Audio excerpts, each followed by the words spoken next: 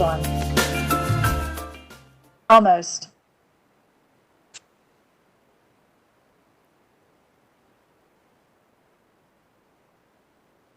I feel like I need to buddy y'all up. Like, is your buddy here? Yes, they are here. Or no, they're not. Marshall, did I just see you text?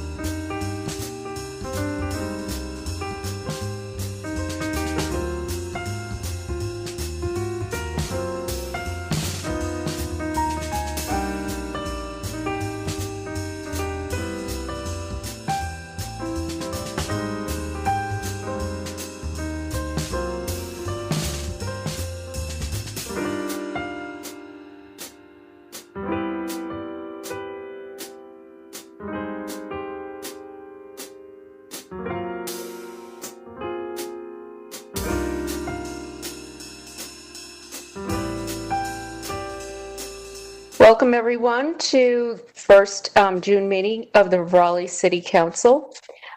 We are going to start this evening by saying Go Canes.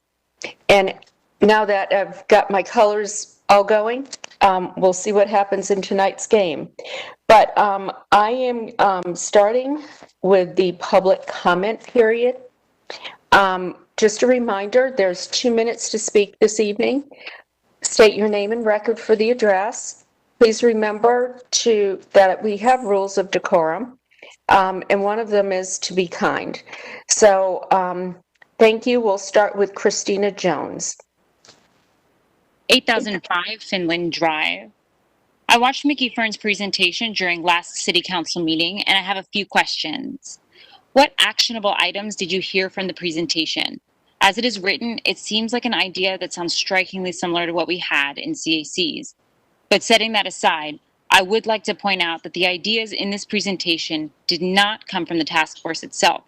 We were presented with Mickey's plan the day before you saw it, and I want to be clear that the group did not have a voice in creating that. Was it your understanding that we would not have a stake in what was being presented to you?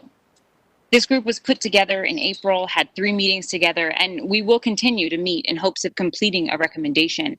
However, I think it is important to make clear that we were not sanctioned by the city, so there is no guarantee that our recommendation will even be heard by council. What is different in Mickey's report that makes the last 15 months worth all of the frustration? Council has created this narrative that it's the city versus CACs. There's this division, as if residents have to choose a side, and that's unfair. The demonization of concerned residents and the constant blame that somehow it was their fault that CACs lacked diversity, lacked participation, and weren't inclusive enough, that comes straight from the council that aims to divide us. How does this report address any of council's previous concerns?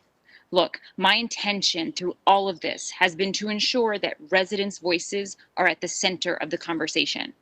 I want to agree with you. Please make this make sense.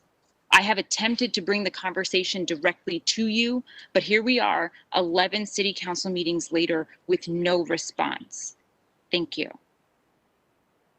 Marshall, could you just outline next steps in this process relating to Mickey's report, what will happen next, and also the task force that he pulled together?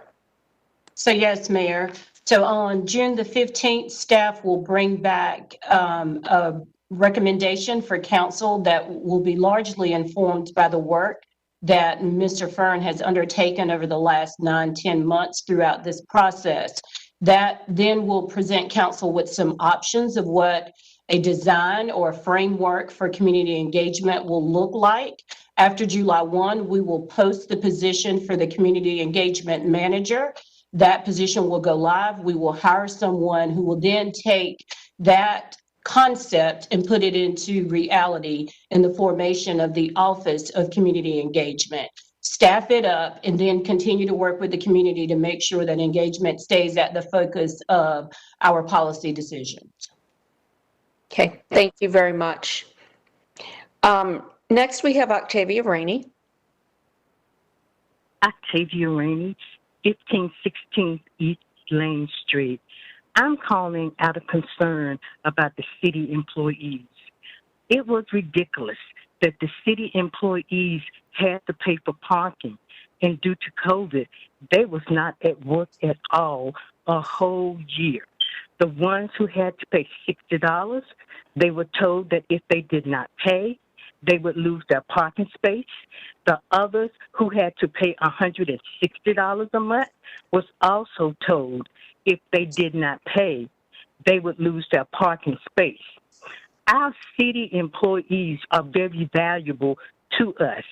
I am an ex-city employee myself, and I know when I had to pay for parking, it was a hardship for me.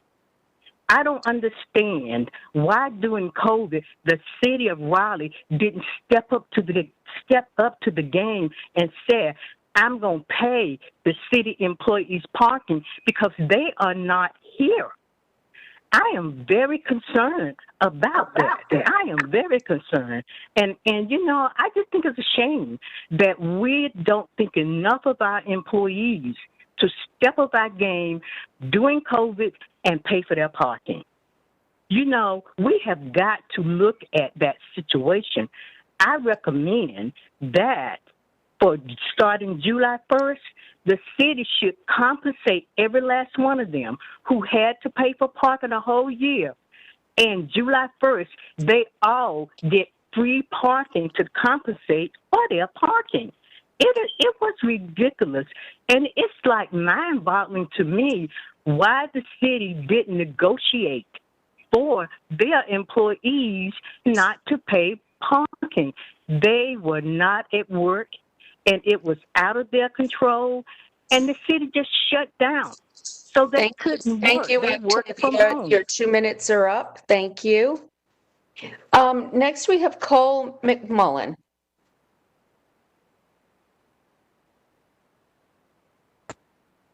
Cole McMullen, 10730 Foremost Drive, Raleigh, 27617. After listening to Mickey Fern's report to Council during the May 18th meeting outlining his recommendations for improved community engagement, I'm very confused about how these recommended neighborhood enrichment units are going to be different from citizens' advisory councils. For that matter, I'm confused why it was necessary to disband CACs for over a year in the first place. I am concerned that by placing the implementation of the recommended NEUs in the hands of city staff, or as the city manager just outlined, the Office of Community Engagement, that the voice and input of the community will not be included in the final product. With these concerns in mind, I reached out to Christina Jones to discuss the issue of community engagement and how the CAC model can be improved upon. I would like to express my expectations for City Council and staff to commit to including CACs, which remain active to this day, in every discussion surrounding the implementation of NEUs. Further, I would like NEUs to follow the model of CAC meetings and improve upon CACs by using the communications department to help advertise meetings for NEUs, as well as connecting with Raleigh Youth Council to ensure that the voices of young people are heard and their questions answered. Finally, I expect there to be a requirement for regular meetings between the proposed NEUs and City Council to ensure that community engagement is an ongoing process and important conversations between Council and the community are not thrown to the wayside as they appear to have been in the past 18 months. Thank you and have a nice evening. Thank you. Next, we have Edna Quintana. Okay, thank you. Next, Steph Mendel. Steph Mendel, 3225 Oak Grove Circle. At last Tuesday's Safe, Healthy, and Vibrant Communities Committee meeting, 2 women requested that the city form an African American Affairs Board, similar to the Hispanic and Immigrant Affairs Board created earlier. It was difficult to understand why these requests were treated so differently, but it was even more difficult to watch Mayor Baldwin bully and badger the 2 women for examples why such a board was needed. They provided example after example, but the mayor kept asking for more. This would have been despicable behavior at any time, but the meeting took place on the anniversary of George Floyd's murder, which the mayor didn't even acknowledge, making it that much worse. So much for being kind. Later that day, the Growth and Natural Resources Committee met to discuss urban agriculture. I think we can all agree that making healthy food more easily available and accessible throughout our city is a worthy goal, and making it easier for residents to farm on residential property can absolutely help achieve that goal.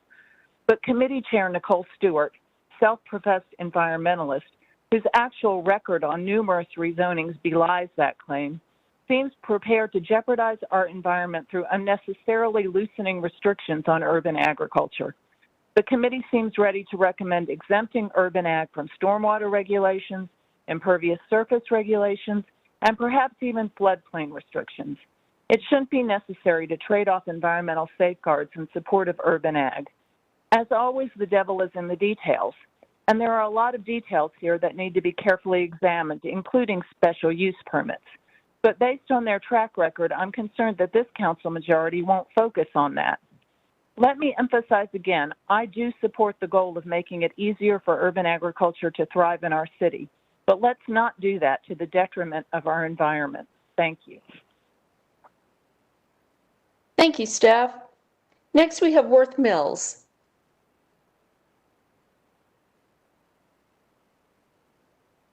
Good evening. Worth Mills, 4509 Creedmoor Road, Suite 302, Raleigh, NC 27612. Good evening, Mayor and members of council. I'm before you this evening to request an extension to the recording deadline for STC 01-2020 from September 14th, 2021 to June 1st, 2022.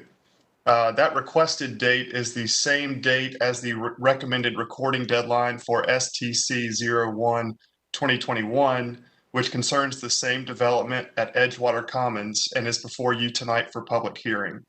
Extending that deadline would allow the developer of Edgewater Commons to record both sets of street closures with a single subdivision plat. City Council approved STC 01-2020 on September 15th of 2020.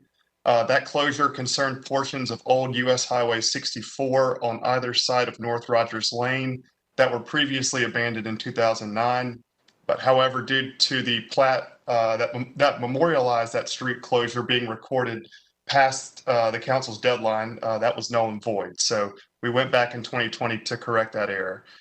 This street closure, along with STC 01-2021, as I said, relate to the Edgewater Commons master plan. The developer is currently in preliminary subdivision review, but would like to ensure that both street closures can be memorialized on one plat. That's all that I have today, and happy to answer any questions if you have them. Thank you. Can we have staff look at this and work with Worth, come back if we need to bring this back to council? Make that recommendation. Okay, thank you. Next we have Sue Finley Cotton. Who is not on the call, Mayor? Okay. Elise Pixton. Oh, this is related to the Lead Mine Road zoning case, which is still open for public comment. Is Elise She's not on the call. Not on the call, Mayor. Okay. Susan Mayurama. Susan Maruyama, 3413 Lewis Farm Road. There is encouraging news regarding the bus stop bench issue. You will recall the NNO published a story on April 15th, 2021 about an 82-year-old woman who was forced to sit on plastic buckets while she waited for a bus. This story was outrageous and true. A lot of interest was generated in this issue. Everyone wanted to do something to help solve the problem.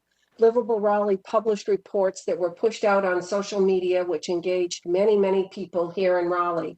I took the step of writing a letter to offer my help and a few out-of-the-box ideas for getting a bench at all the bus stops that needed seating. Here we are, approximately 6 weeks after the issue surfaced, and we're off to a good start thanks to the cooperation of the Department of Transportation and Raleigh Transit Authority. Number one, a test for interim seating solution is now underway. Results will be available in about 3 months. There are 2 models of pedestal benches that will be tested. One model has been received and it has solid metal seat. The second model being tested will arrive in about 6 weeks and it has flat metal mesh seat. Number 2, bus shelters will be installed at all bus stops in or adjacent to the Raleigh Housing Authority and DHIC-owned housing. The installation at all of these sites should be complete within 9 to 12 months. Number 3, more new improvements are expected to be identified over the summer months due to the policy review. One last good news report. Miss Lenora Sutherland, the 82-year-old resident of Walnut Terrace, who was photographed sitting on the plastic buckets, can now sit on an installed pedestal seat. This 2-seat pedestal was installed at the Leicester Court bus stop last Friday, May 29th. The bus shelter at Leicester Court will be installed over the course of the next 6 to 9 months. Thank you. Thank you, Susan. That is very good news. I think you may have seen the article in the paper about the bus shelters and the movement that has been made forward. I see that Councilor Melton had his hand raised. Yeah, I'm glad so many folks are interested in this topic. I would just remind everyone that this information was published in the manager's report last Friday. So if there are additional details and questions, that resource is available. And I have been working with staff on this issue, and I know they are coming back to council in a couple of weeks with a formal presentation and update for the public as well. Councilmember Cox. Yes, my only concern about this is the cost of these benches being $1,000 each, according to the report. And if the transportation department wants to get a bigger bench and a better bench, they can make a $700 donation to the Parks Department, and you can get a better bench through the Parks Department and save $300 per bench. So I hope staff comes back with that cost comparison. Thank you. Next, we have Bob Geary. Hello, Bob Geary, 202 East Park Drive. For 25 years, I've observed city government and I've written about it. My foremost interest has been to help citizens be heard, and more than that, help them to understand what the city is doing or not doing. It's a basic tenet of democracy that if the citizens are shut out and their elected officials are the ones shutting them out, bad stuff will follow. Democracy depends on an informed and engaged electorate. Otherwise, look out. Speaking of which, this mayor and most of the council have shown complete disdain for citizen engagement. Perhaps the worst outrage is the complete elimination of true public hearings. And by that, I mean hearings where the public can be heard in full, where they can hear from one another, and where you listen, respond, and take time to consider what you've heard. Later tonight, Council will conduct one of its sham public hearings on the city's budget. This afternoon, we learned that the budget is unfinished because tens of millions of dollars are coming from Washington via the Recovery Act, and the budget doesn't account for it in any way. So perhaps the public hearing process should be extended. After all, you have another month before the budget takes effect. But no, quite the opposite.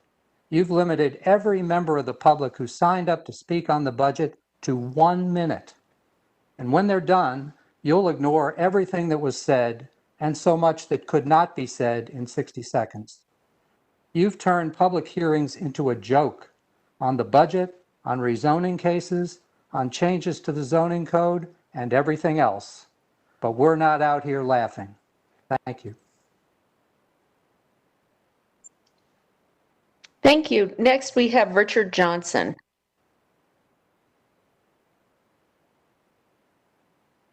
Richard Johnson, 3225 Oak Grove Circle. During this afternoon's council meeting, you announced that in-person meetings will resume starting June 15th, and that you will no longer offer options for remote participation. One of your big complaints about CACs was that citizens had to attend in person at a set time and location.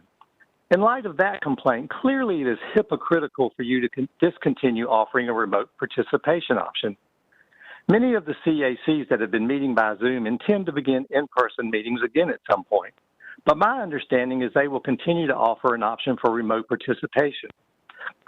If the CACs can do that without any support from the city, surely the city council can do the same. There's also been discussion about how long council meetings last and what a burden it is on staff and poor counselors, not to mention the public. One of the reasons cited for this is that so many people are speaking at public hearings. More people are speaking at public hearings because opportunities to engage with developers about rezoning have been limited by your decision to withdraw support from the CACs. You did this in a surprise attack led by disgraced former councilor Sage Martin, and most of you as his co-conspirators. About 1/3 of the former CACs continue to meet, but the remainder, many in disadvantaged communities, have struggled. The very communities you pretend to care about. Shame on you. If you really want to streamline public hearings, reinstate the CAC and let developers and community members meet together to iron out differences. You would have far fewer people speaking at public hearings, and none of us would have to devote so much time to lengthy council meetings. Your decision to limit public comments tonight to 2 minutes and comments at the budget public hearing to 1 minute is disgraceful. You've clearly learned nothing about improving community engagement, and you clearly just don't care. Finally, I assume when the mayor said go Canes tonight, she meant John Kane. Thank you, Richard. Actually, no, I meant CANES, our fabulous hockey team. Thank you. Wynn Decker. Wynn Decker, 325 East Edenton Street, 27601. First off, I want to say thanks to the council. As elected officials, someone's always going to disagree with you. It takes leaders to cut through that, to make actual progress and to move the needle. So I appreciate all the work you all have been doing in leading us through this pandemic. Before I get to my specific point while I'm here, I just want to note that as someone who's been in Raleigh for going on 8 years now, I know that CACs, these community advisory boards, have been used to keep out certain voices and to keep us from having the growth that we could have as a city. And so I appreciate the thoughtful conversation around how to do community engagement. There was an acknowledgement that a system was broken and we're looking at a way to do better. So thank you all for that. Now, my main point. We're doing innovative things in this city, just like the scooters. I am really appreciative that they are back. I'm excited and I love to see all the people using them. My main concern is that people don't quite know how to use them correctly. And part of a good policy is good implementation. And so what I am asking for is to consider doing some kind of PSA, public service announcement video, that teaches people where to ride the scooters, how to park the scooters correctly. I also want to make a suggestion of what San Diego did by taking one parking spot on the road, marking it off specifically for scooters, and requiring them to be parked there. For us, this is not only for you all, this is for hopefully everyone listening. If we want to continue to do things like get scooters to make innovative change, then we as citizens also have to be willing to do our part. And so we've got to do better in parking them, using our scooters. But I come to council asking for some kind of PSA to help get that word out there so that we can do a better job in continuing to use things like those last mile transit system things. Thank you. Thank you. When I believe that city staff is looking at possibility of doing a set aside in certain areas where scooters can be parked. And the PSA idea is a good one. So, Marshall, could we ask communications staff to look at that option? We might be able to actually even work with some of the companies on that. Okay, thank you. Next, we have Tim Niles. Tim Niles, 11509 Midlothian Drive. Last year, you abolished the only method for engaging with citizens, which IndyWeek called the stink that won't wash off. You promised a revolutionary system and a consultant to implement it. The contract ended and nothing was implemented, nothing delivered other than this message. You're not trusted, and you need to come to some conclusion about what community engagement is. You haven't even defined your objective and have left citizens with no idea how to engage. At each public meeting, the chair of the RCC begs you to say what your expectations are, and you refuse. Actively engaged citizens speak here, and you complain about hearing from them, saying you want to right-size their voices. You create boards and then complain when they ask for powers and responsibilities they're entitled to so they can be engaged. It took 4 months and a dozen engaged speakers to request an African American Affairs Board, only to be grilled by Mayor Baldwin in committee, asking them to prove they are not being heard now in a performance roundly criticized by the public and the editors of the NNO. You say you want to meet people where they are. There's no evidence of that. You're invited to CAC meetings and refuse to attend. You asked for input by the RCAC and do not respond. Boards ask for guidance, responsibilities, and authority, and you criticize them in public.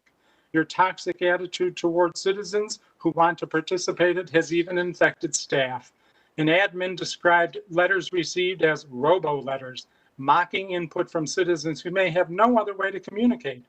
Many of you dismiss form letters saying you give more weight to personal contact. It's easy to see how this message filtered down to staff. We're running out of ideas for engaging with you that you might find acceptable. Not surprising when after a year and $72,000 spent, the answer you got was you're not trusted, and instead of implementing a new system, you still don't even know what the definition of community engagement is. Thank you. Thank you, Tim. Next, we have Ed Moore.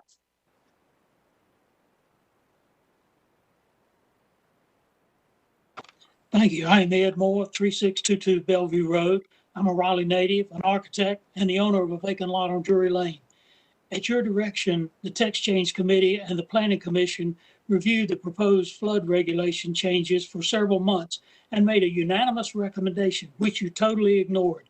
Your actions changing the flood regulation is a major discrimination towards me and other property owners in the flood fringe.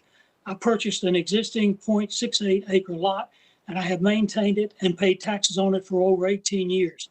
I knew it was partially in the flood fringe and that I could build a home on it that would be in compliance with the regulations existing when I purchased the property. Now you have unfairly changed the rules.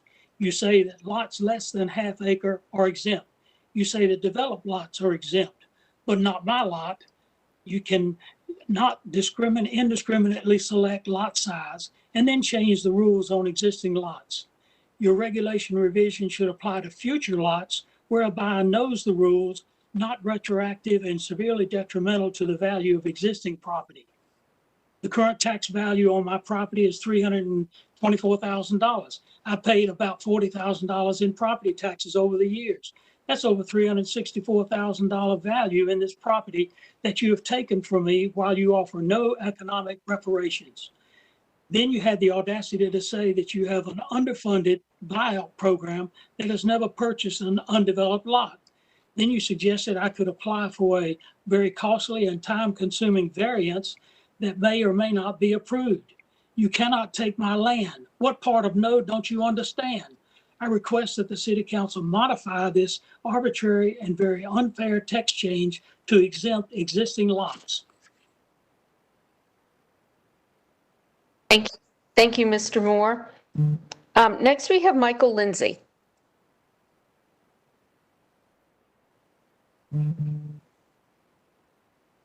Please put up my presentation, city staff. Thank you. Hi, Mayor Baldwin and City Council members. I hope all of you had a good Memorial Day weekend. It's been 16 months since the City Council voted to abolish citizen-supported advisory councils. A year ago, Mr. Fern signed a $72,000 10-month contract that called for designing new community engagement functions during Phase 2. Yet no new community engagement functions have been created to replace CACs. However, the City Council did recently vote to create a new Office of Community Engagement. Will this new office perform better than what city staff were doing prior to February 4th? That's the $250,000 question. Next slide, please. Some of the reasons given for abolishing city-supported CACs were lack of diversity, low participation, and budget concerns. Yet, as this photo shows, CACs did have a diverse leadership. Regarding participation, according to the city's own survey, CACs had a higher percentage of Raleigh's population attend at least one meeting than those who voted in the last city election. So if low participation is an issue, by that logic, the City Council should have abolished city elections and hired a consultant to come up with a better process. About budget concerns, I've asked councilors and staffers what Raleigh spent each year supporting CACs.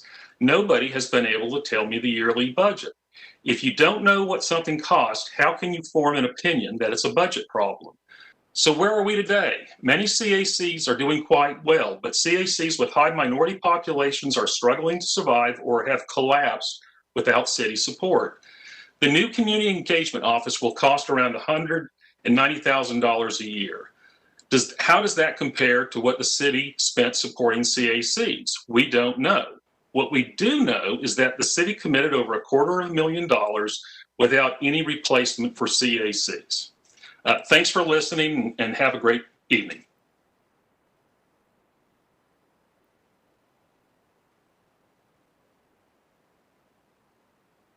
Oops, sorry, I wasn't muted. I said thank you, Michael. Next, we have Wanda Gilbert Coker. Hello, can you hear me? Yes, we can. Wanda Gilbert Coker, 341 Gilman Lane, Raleigh. I live in Southeast Raleigh, District C. Southern trees bear strange fruit, blood on the leaves and blood at the root.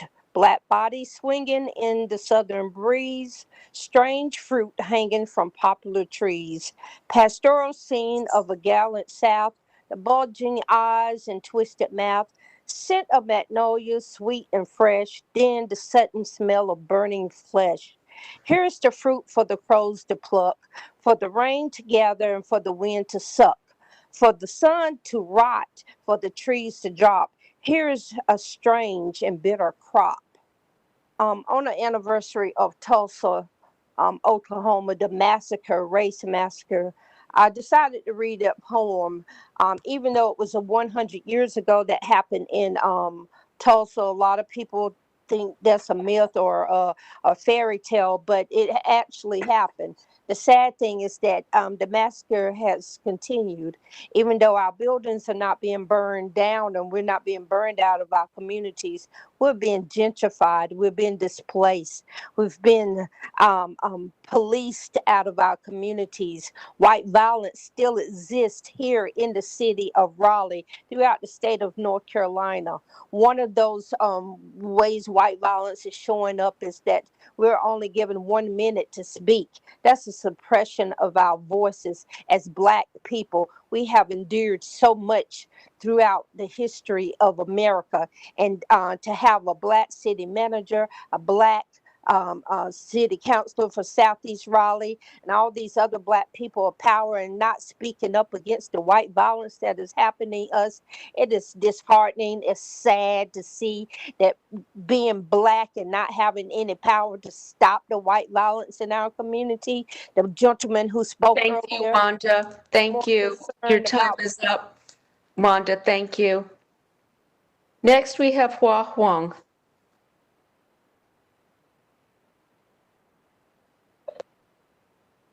Can you hear me?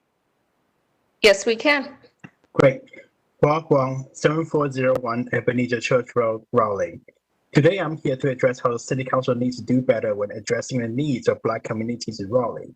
The Council has said, after George Floyd protest last year, that they will address systemic racism in a meaningful way, but what I see so far has been signs of increasing divisiveness.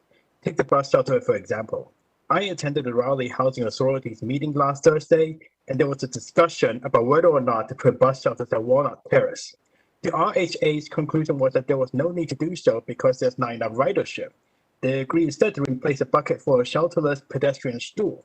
Walnut Terrace, according to US EPA's environmental justice mapping, is at 79th national percentile for low income and 70th percentile for Black community. The city funds extra cash to build new red shelters in flashier areas of the city, yet unwilling to do so in other areas. Putting a pedestrian stool at places like Walnut Terrace instead of ensuring there's a shelter at every bus station makes it look very much like the city's actually enforcing racial segregation, short of having an actual whites-only sign on the new red bus shelters. Second, I would like to address the mayor's lack of effort to properly pronounce the names of the Black women who have spoken before the city council twice since this year. First being Kimberly Mukhtarian, whom the mayor referred to as Kimberly Whatnot. Second, from just 2 weeks ago, when Aisha Cobbs, a new member of Wade County Housing Justice Coalition, came to speak before the council about Heritage Park, the mayor didn't have the basic decency to ask Aisha how to properly pronounce her name and personally keep calling her Leisha. And thanks to that, everyone listening on that public commenting started calling her Leisha. This is 2021. None of us have to deal with disrespect of another person refusing to learn to say someone's name right. The fact that both times the mayor dismissively mispronounced the names of speakers who happen to be Black women is extremely concerning and extremely telling. I rest my case.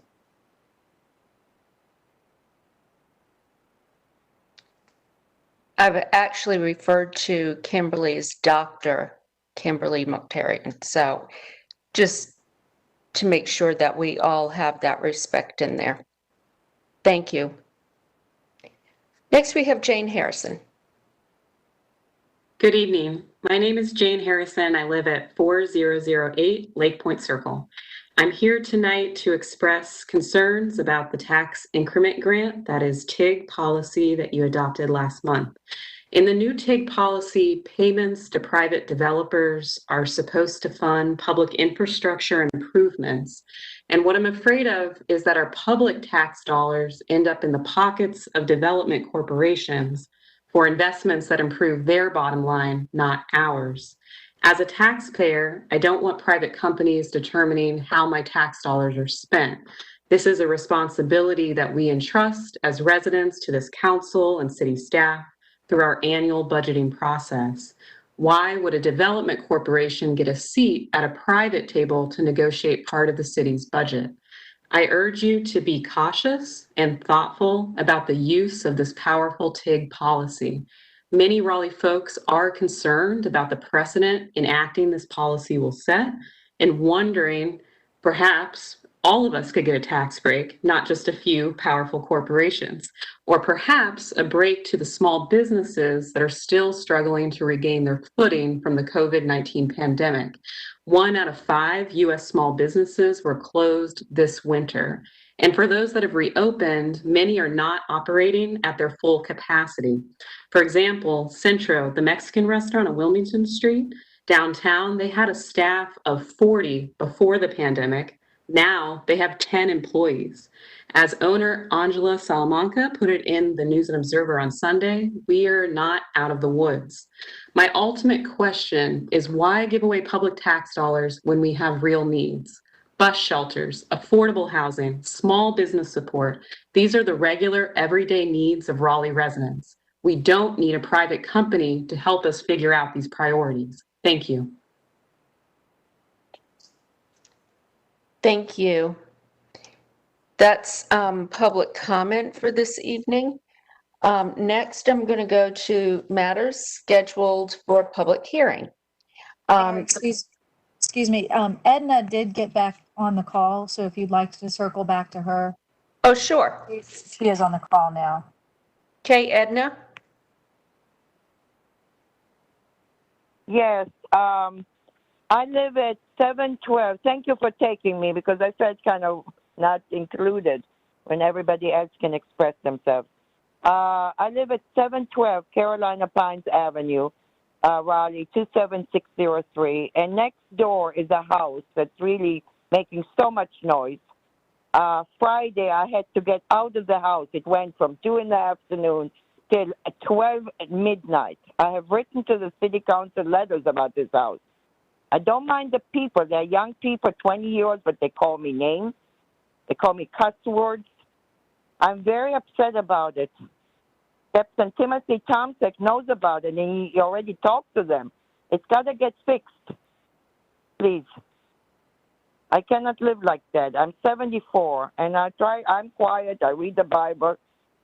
Just do my, enjoy my daughter, my 3 grandchildren. It's too much for me, this house. I like peace and quiet. Silence is golden, and I like quiet. So that's what I want to let you know, if you can help me with that, please. Thank you very much. Thank you, Edna. Thank you, Mayor. Marshall, has staff taken a look at this or followed up on the complaints? Yes, ma'am. Ms. Quintana has met with, or some representatives from RPD, and I think she's referring to Tim Tomczyk, who is on staff at RPD, have been working with Ms. Quintana on her neighbors. Okay. Well, it's not getting fixed. That's the problem. Okay? I tried to relay the disturbance to me, but it's not fixed.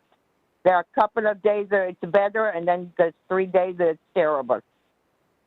Okay. This is serious. Please. Our staff will follow up and then follow up with us. Thank you, Edna. Yes.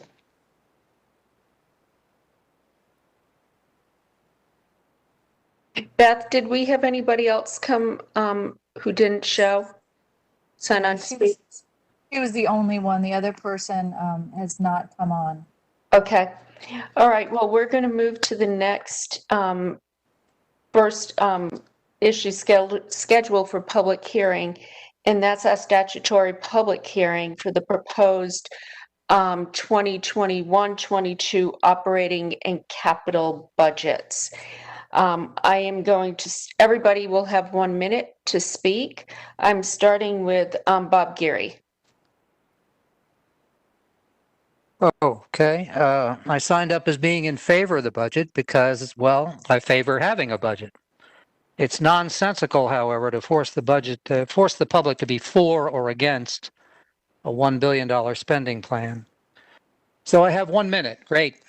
First, more money is needed for the housing repair and renovation program for low-income homeowners. This is your frontline defense against gentrification. You've underfunded it. Second, let's make our Go Raleigh bus system free to all riders. This too will aid low-income households.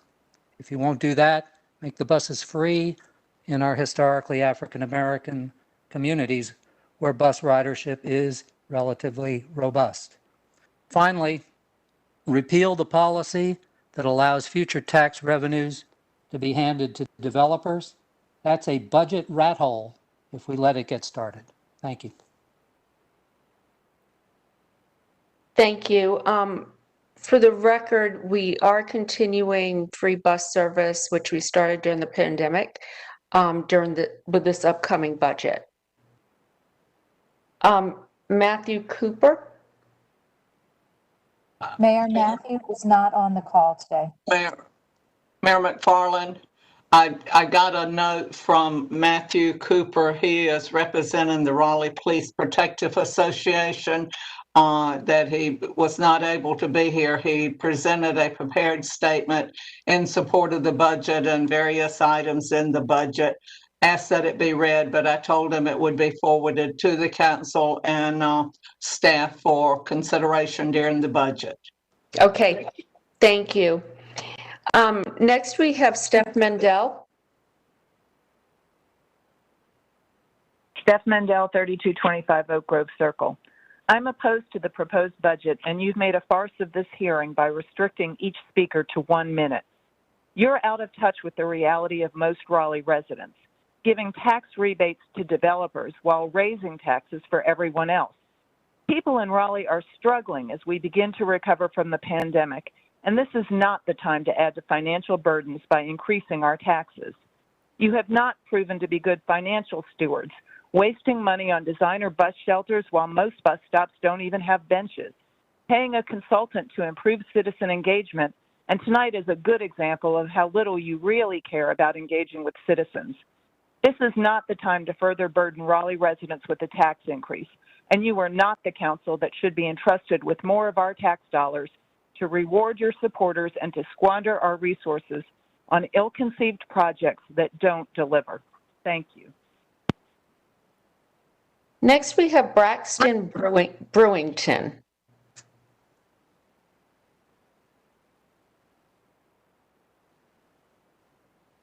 Hello. Thank you all. My name is Braxton. I'm calling today because I strongly oppose the proposed budget of a nearly $5 million increase to the Raleigh Police Department. As you all know, the Raleigh Police have a very long history of killing Black people, terrorizing people, harming people. We know that last year, the police, more than a dozen people were jailed. They were literally sent to jail for selling drugs until it was discovered that they were actually framed by the Raleigh Police Department. We also know that they've killed Akiel Dinkins, Keith Collins, and Sohail Majarad.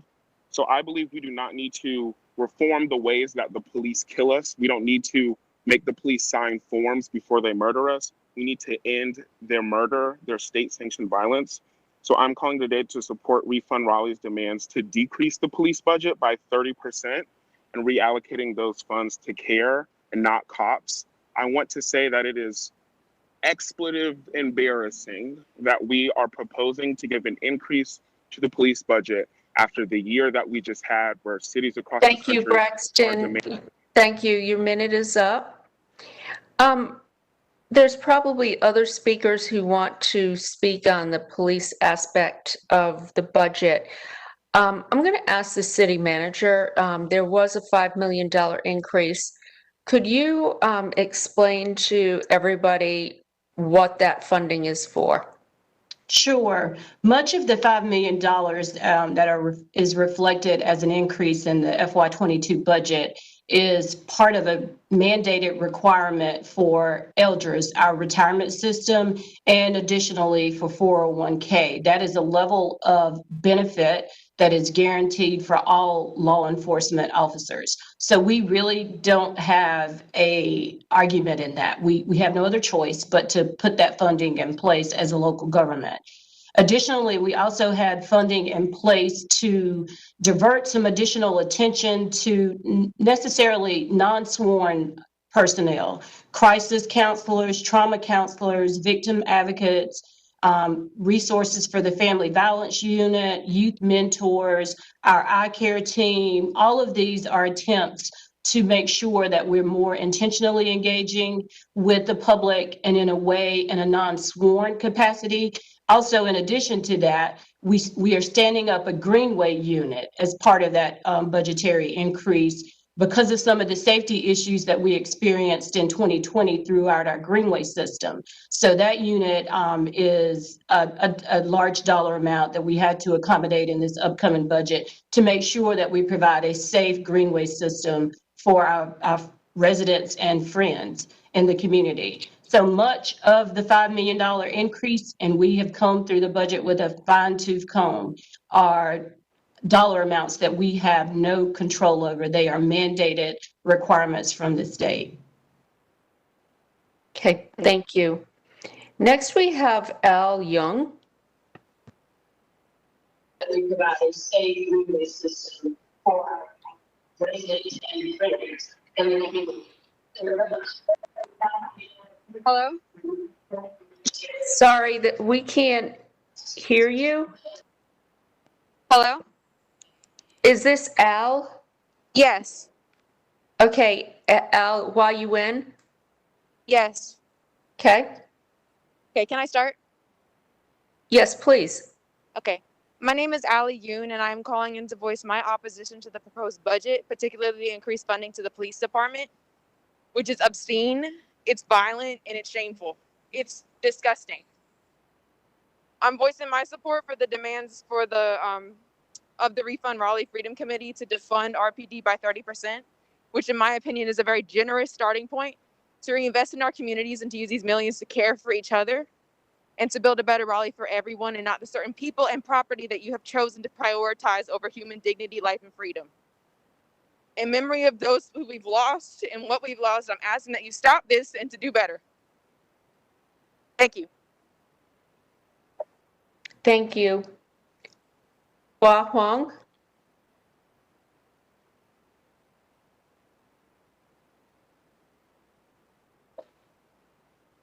Hua Huang, 7401 Ebony Church Road.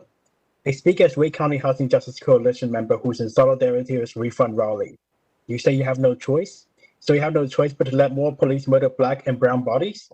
The $5 million increase could have gone to a direct benefit of the community, like housing for low income or very low income, which the city always seems to struggle to find money for, and yet have no problem making more market rate housing at Dix Park area that's unaffordable to majority of residents there, whose overall area median income is less than 40 grand. You're voting on this budget increase on the anniversary of the Tulsa massacre, and you further silence us by limiting our time to 1 minute. Know that the budget is approved as is. It doesn't matter what grand gesture the city makes. The world may applaud you for bringing a George Floyd memorial here, but the Black community who are impacted by gentrification, displacement, and police violence, they know. You vote to approve this budget on Tulsa massacre anniversary, you do not deserve George Floyd memorial. Thank you. Tonight, Hua, is just the public hearing. We're not voting on the budget tonight. That will come later, either at a work session or one of our regular meetings.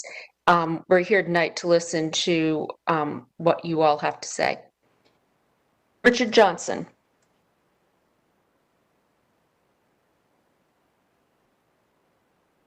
(3225) Oak Grove Circle. In looking at the city's proposed budget, it's obvious that John Kane is getting a good return on his investment in this council, and the rest of us are going to pay for it. The Council of Kane wants to raise your property taxes while at the same time handing out a big tax giveaway to Kane's Downtown South project. Kane's project already will make him a lot of money, but it's never enough for this homophobic Trump mega donor who paid to put most of this council into office. Kane wants us to pay for a stadium that will further enhance his profit. Let him pay for his own stadium. Let all developers pay for the cost of their development, and let's not have a tax increase this year. And I really do have to question a budget and a council that spends over $250,000 on community engagement, yet can't be bothered to listen to us for more than a minute each. I don't trust these clowns with my money, and you shouldn't trust them with yours. Let's replace the Council of Kane with true public servants who aren't beholden to wealthy developers. And Mayor Baldwin, when you say go Canes, we know exactly which.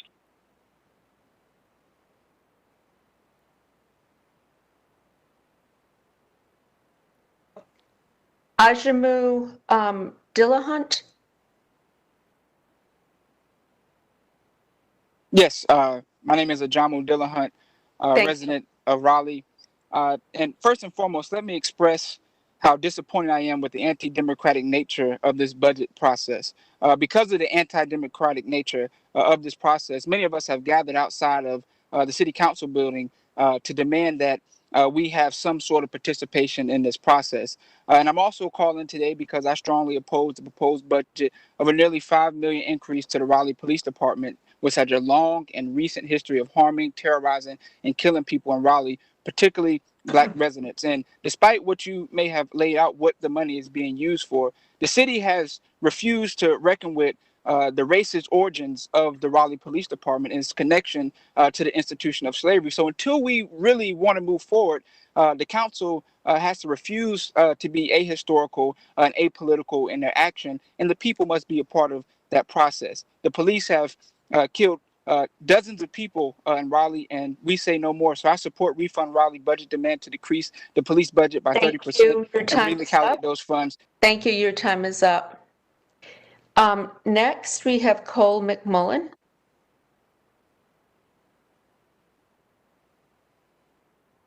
Mayor, I think there's another person on the updated list, but we can circle back to him because I actually don't even have him on the call yet. Okay. Jason, there's Jason Buell. Yeah, but he's not on the call yet. I think he had some issues, so we can start with Cole. Is Cole on? Yep, I'm here. Okay. I cannot support the proposed increase in property tax rates included in this budget to raise $7.6 million when council has recently approved a TIG policy that will give $5 million in future revenue to private for-profit developers. The proposed increase in property tax rates is, in my opinion, a slap in the face to Raleigh residents who approved the formation of an affordable housing bond in good faith that the revenue generated would benefit low-income families and not wealthy developers. The actions of this council make it clear that public-private partnerships in which the public pays and the private profits are more important than the fair and equitable distribution of the tax burden to fund affordable housing. Additionally, I cannot support the proposed $5 million increase for the police budget when RPD is incurring lawsuits as a result of unconstitutional behavior and practices. I support Refund Raleigh's demands for a 30% decrease. Thank you, in the Cole. police budget. Thank you. Did Jason join us, Beth? Mayor, no, I haven't been able to get him. Okay. Next, we have Grant Bunn.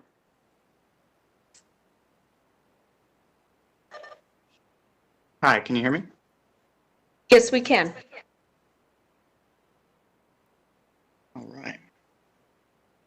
In the past year, primarily in response to police violence, there was a mass movement in defense and support of Black lives.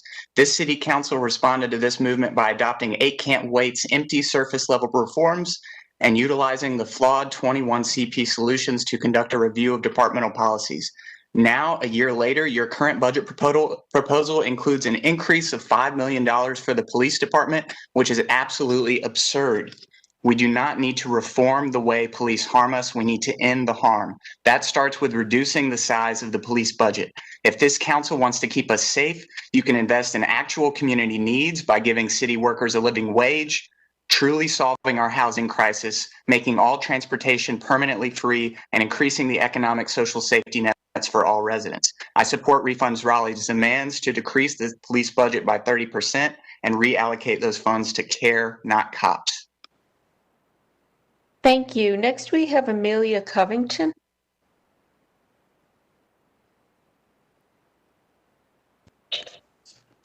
Yes, can you hear me? Yes, we can. Great. Well, I am calling today because I strongly oppose the proposed budget of a nearly $5 million increase to the Raleigh Police Department. In the short time I've lived in Raleigh, I've witnessed firsthand that police do not create strong communities. In contrast, I've seen them brutalize those standing up for racial justice, leaving one of my friends with a bruise the size of a grapefruit on their thigh from a rubber bullet. It is utterly irresponsible to continue funneling money towards RPD when it could go towards essential services that do in fact keep us safe. Reforms are not enough. And I too support Refund Raleigh's demands to decrease the police budget by 30% and reallocate those funds to care, not cops. Thank you. Thank you. Next, we have Susie Hooker.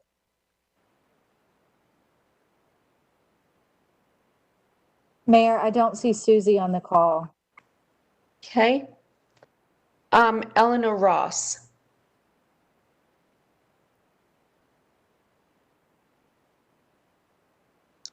Hi, I'm Eleanor Ross, resident of Raleigh. I know that you all gave your spiel about the $5 million increase to the police budget and why you can't really control that. And I would just like to say that I do not care about that. The demands from the people have been a decrease in the police budget. The demand from the people for the past year has been a decrease in the police budget. And the fact that we are here having to once again give this input is just showing the failure of the city council to listen. And so we have already given our input. You clearly just weren't listening. So I hope this time around you do hear us, and you do hear us when we say that we support Refund Raleigh, the Refund Raleigh's demands to decrease the police budget by 30% and reallocate that to community needs. Thank you. Next, we have Jody Anderson. Jody Anderson, I'm a resident of Raleigh. I'm calling today because I strongly oppose oppose the proposed budget of nearly $5 million increase to the Raleigh Police Department, which has a long and recent history of harming, terrorizing, and killing people in Raleigh, particularly Black residents. After the framing of residents with made-up drug charges, after the murders of Akiel Dankins, Keith Collins, Sohair Mujarrad, and others, after so much more repression and brutality, we do not need to reform the way the police harm us. We need to end the harm. And that starts with reducing the size of the police budget. I support Refund Raleigh's demands to decrease the police budget by 30% and reallocate those funds to care, not cops. The excuse you are using is not good enough. If those increases are mandated, you can simply offset them with decreases to other areas of the Raleigh Pig Department's brutality budget. And then you can cut more and more until you fund the people and not the police. Cutting speaking time to 1 minute is outrageous. Do your jobs. If you don't like to have this many people call in, you shouldn't give millions of more dollars to the Raleigh Pig Department, which brutalizes and murders Raleigh residents, and instead should reallocate those funds to pay city employees a living wage of $20 an hour. Free public. Okay, your time is up. Thank you. Manzoor Chima. Hello, can you hear me? Yes, we can. Yeah, my name is Manzoor Chima. I'm from Raleigh, North Carolina. I strongly oppose $5 million increase in the Raleigh budget, Raleigh police budget. I support the call from Refund Raleigh to defund police and to divert funding on healthcare, on education, on social services. I'm really offended. I'm shocked. I'm frustrated by the way the Raleigh police is targeting Black and brown people and killing Black and brown people. People murder Akiel Dankins, Keith Collins, Sohail Mujarrad, and then also there were dozens of people framed for drugs. Raleigh police with $1 million budget is like a giant hammer in search of nails. Even if there are no enemies, they're going to create criminals and enemies. This is the purpose of the police department. We want to defund the police. Police should be out. Those services should be given to social services, to school counselors, to mental health, rather than police doing all of those jobs. And we do not need reform the way police harm us. We need to defund the police, and we need to start with 30% defunding of the police that the Refund Raleigh is demanding. Thank you so much for your willingness. Thank you. Sunny Osmet.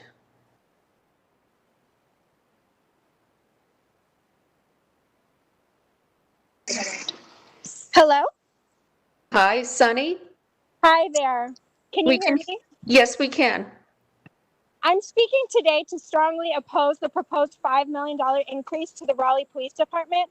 I heard the absurd explanation just shared for the increase, but it does not explain Raleigh's willingness to fund police positions that are used to terrorize Black people, poor people, protesters, and people who are in crisis.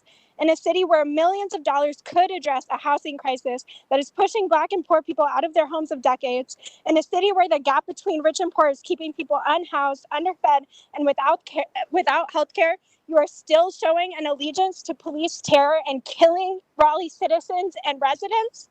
We do not need reform because police harm us. We need the end of harm. I support Refund Raleigh's demands to decrease the police budget by 30% and reallocate those funds to care, not cops.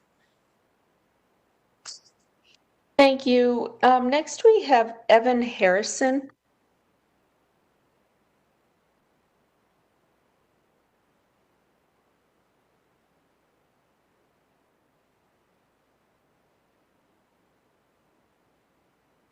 Other speaker. Hi, this is Evan.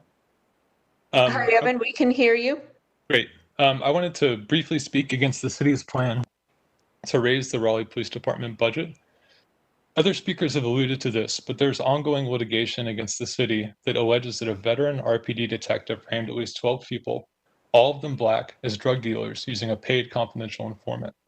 The informant would claim to have bought heroin from someone and then turn over brown sugar as evidence. Despite negative field tests and a whistleblowing attempt, nothing was done about this scheme, and these folks had to spend months in jail until county prosecutors dismissed the bogus charges early last year. 6 detectives, a sergeant, and a captain are named in this lawsuit. I find this highly disturbing, and it should make us question the conventional wisdom that larger police budgets mean safer cities. I'd urge the city to allocate resources in ways that unequivocally support and benefit the community. Thank you for your time. Thank you. Next, we have Matthew Cobb.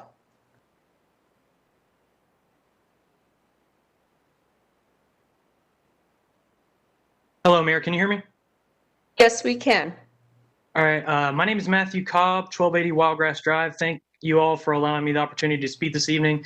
I'm actually going to change course a little bit in light of the other people speaking in favor of the refund Raleigh campaign. I would like to very strongly disagree with all of those people. I think that $5 million in increase to our police department is very, very, very reasonable. And I would actually like to ask that the $1.5 million that is currently being set aside for the Department of Equity and Inclusion is diverted to other city services such as the Raleigh Police Department and infrastructure, precisely because I'm afraid that department, rather than foster unity and harmony, will increase the sort of racial tensions and divisiveness that we have seen, and that's what it's done in other cases where it's been implemented. Thank you all for allowing me the opportunity to speak. God bless all of you, and God bless the city of Raleigh. Thank you. Next, we have Veronica Thring. Hi, Veronica Thring, 3310 Princeton Mill. Good evening. I'm in opposition to the proposed budget. Information was reported recently that 134 RPD officers have attended a training called the Bulletproof Warrior by Dave Grossman. This man teaches military execution tactics to police officers all across the country who believe they are at war with the public. Did the officers who took Keith Collins' life attend this training? Your officers have been trained to kill Black, brown, mentally ill, and lower-class citizens of Raleigh without remorse. Increasing the police budget will not solve the issues we face together as a city. You've claimed your hands are tied, and this is a mandatory increase, but you've done nothing to research how to decrease other non-mandated areas of the RPD budget. I've attended Raleigh Neighborhood College and Citizens Leadership Academy, and I can tell you that that group will go much farther with an additional $5 million for this community than your police will. Additionally, I can't support the property tax increase. I'm a single female LGBTQ public servant in the area. I've lived in Raleigh more than anywhere else in my life, and I love it here, but I'm going to be priced out if you continue spending and giving tax breaks to developers. Thank you.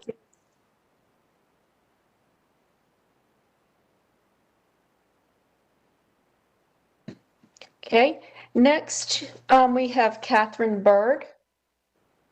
Can you hear me? Yes, we can. Catherine Bird, 509 Smoke Ridge Lane. To see what the city really values, follow the money. What are we investing in and why? I'm opposed to the huge increase in the police budget. Why are we adding $4,856,283 to policing? That is a 13.5% of the total increase in the general fund's budget. As the budget report states, the most notable fund in the city of Raleigh's budget is the general fund. It includes operating funds for the majority of city departments. Of the 16 categories listed in the general fund, the proposed police budget is more than the bottom 10 categories of the fund combined. The only category with more budget than police is special programs, which seems to be a catch-all category that includes various departments anyway. A quarter of the categories in the general fund have total budgets that are each less than the increase in the police budget. There were slides with city council and community survey budget priorities. More police didn't make either list. Affordable housing made both lists. Except the entire housing and neighborhoods budget from the general fund is only about 5% of the police budget. The proposed police budget is $116,507,256. That is a lot of money. There are so many ways it could be better spent to actually make the community safer. To paraphrase author Derica Purnell, increasing money for policing is kind of like getting bigger buckets for a leak inside your home, but never going on the roof to analyze the root cause of the problem. Catherine, your time is up. Next, we have Mary Dolberg. Mary emailed that she could not attend tonight, and I think she was getting Gail her comments. Okay, thank you.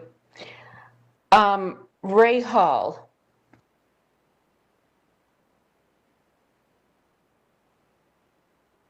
I do not see Ray on the call tonight, Mayor. Okay. Jeremy Ratcliffe. Yes. My name is Jeremy. We can hear you. Can you hear me? Yes, we can. All right.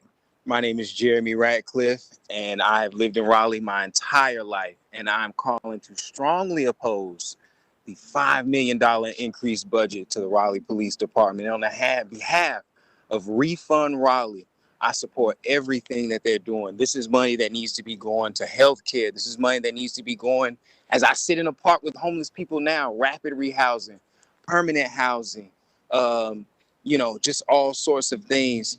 We know that, the body cams, it's not working. The human cost of investing in policing is just way too high, and it should not be there at all. So I strongly oppose any increase for police to keep killing us for them not to be listening to us. And I strongly urge this city council to listen to our pleas. We are suffering all from Black fatigue. We are all suffering. And so please do not continue to increase Jeremy. this budget. Time is up.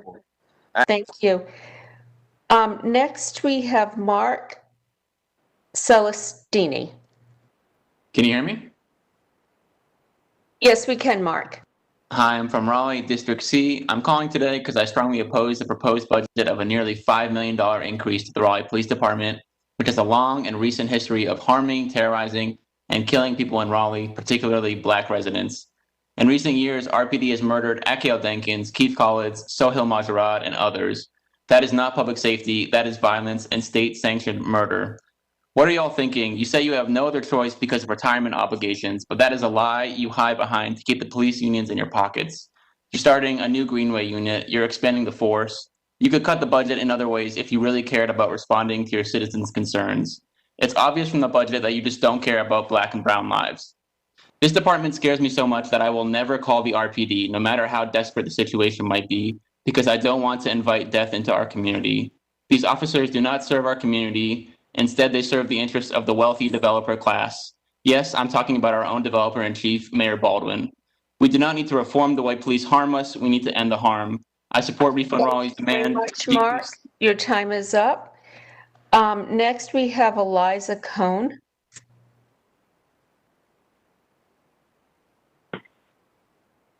Hello. Hi, Eliza. We can hear you. Excellent. Hi, I'm Eliza Cohn of 308 Blount Street. I'm calling today because I strongly oppose the proposed budget of nearly $5 million increase to the Raleigh Police Department. You claimed earlier that you have to put this funding into place as if you have no control over managing the rest of the police budget. Can you answer why you cannot build those requirements into the budget you already have?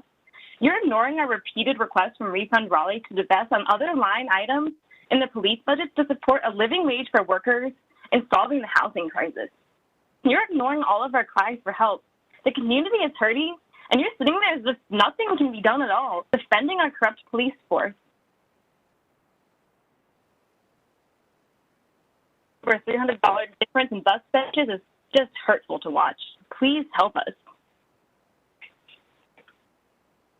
Thank you. Next, we have, I hope I'm saying this right, Rachel?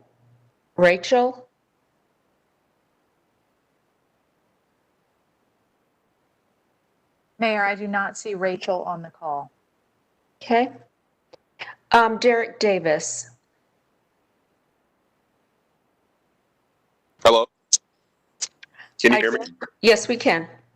Hi, I want to question the city manager's statement on the budget increase. Why do cops need 401ks and all these benefits? Why not allocate these and more resources to people who really need them, such as people experiencing homelessness or who have previously been in prison, to name a few? And ironically, all these groups are disproportionately Black and brown.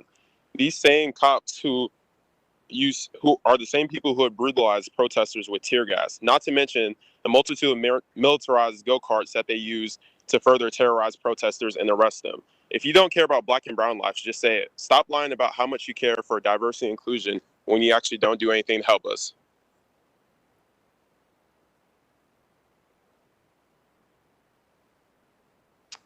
Next, we have Dennis Williams. Hello, hi, I'm Dennis. I've been a resident of Raleigh for about 5 years, and I'm also calling today because I strongly oppose the increase to the Raleigh Police Department's budget.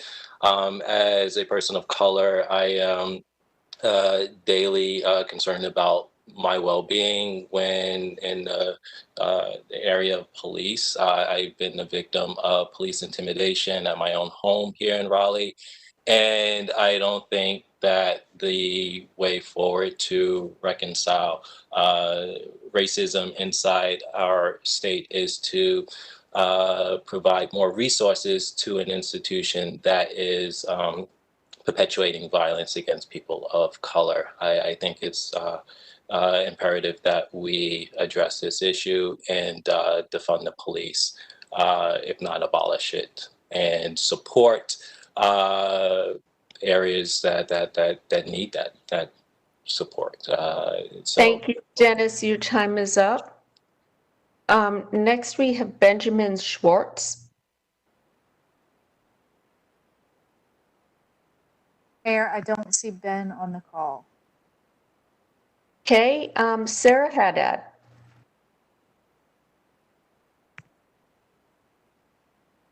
I don't see Sarah on the call. Okay, Reeves Peeler.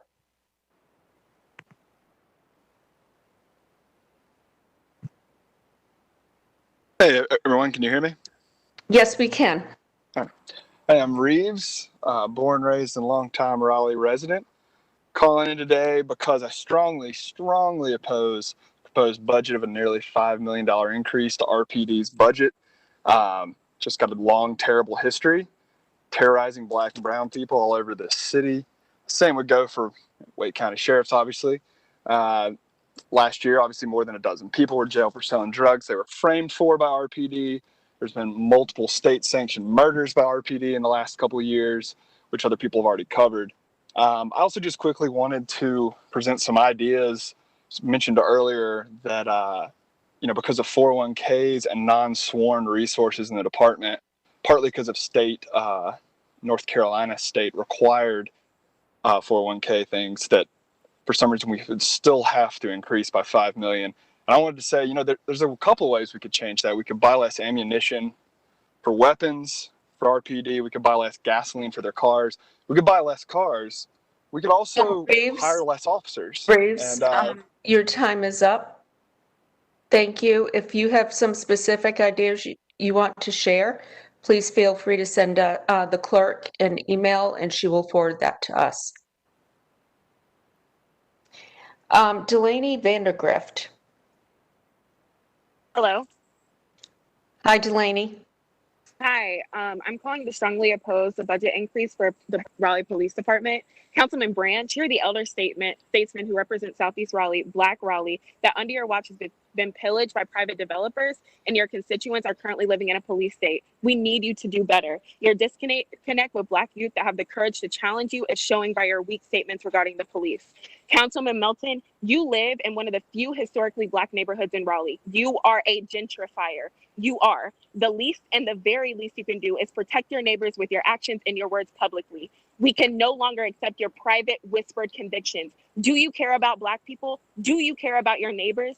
Find the courage to speak about it loudly and quit.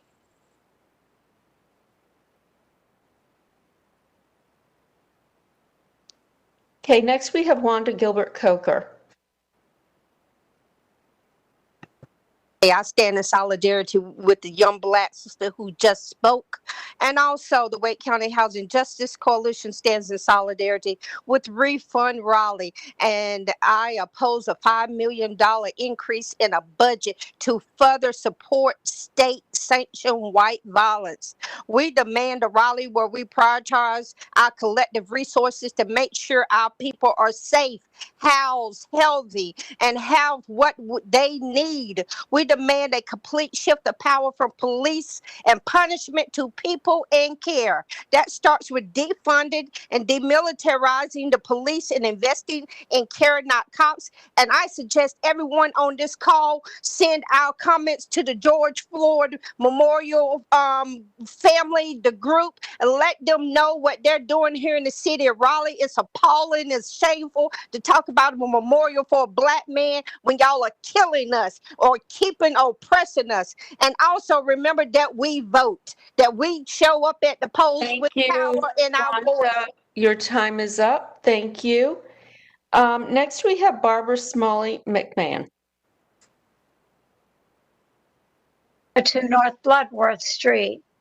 It seems more than a mere coincidence that tonight's City Council meeting marks the 100th anniversary of the horrific night on June 1st in Tulsa, Oklahoma, when a two-day violent race massacre left the lives of 6,000 Black residents shattered into unrecognizable pieces. Your approval of John Kane's request for rezoning is a violent act on your part. Commissioner Michelle McIntosh called it this when she said Kane's plans were, quote, a vicious disregard for equity and fairness. This is not a coincidence that tonight is June 1st, just like it was June 1st in Tulsa, Oklahoma. Barbara, your time is up. Thank you. It is synchronicity. Excuse me, your time is up, please. We'll call the next person. Leon Cook. Leon Cook, 1500 Whittington Drive. Mayor Baldwin, regarding the increase in police union, you want a police chief to know and understand that you support the police department. Leon, wonderful. We are having a hard time hearing you. Could we set the clock back to 1 minute? There were breaks between what you were saying, and I don't think any of us could hear what you were saying. So let's start over again, if you wouldn't mind. Leon Cook, 1500 Whittington Drive. Mayor Baldwin.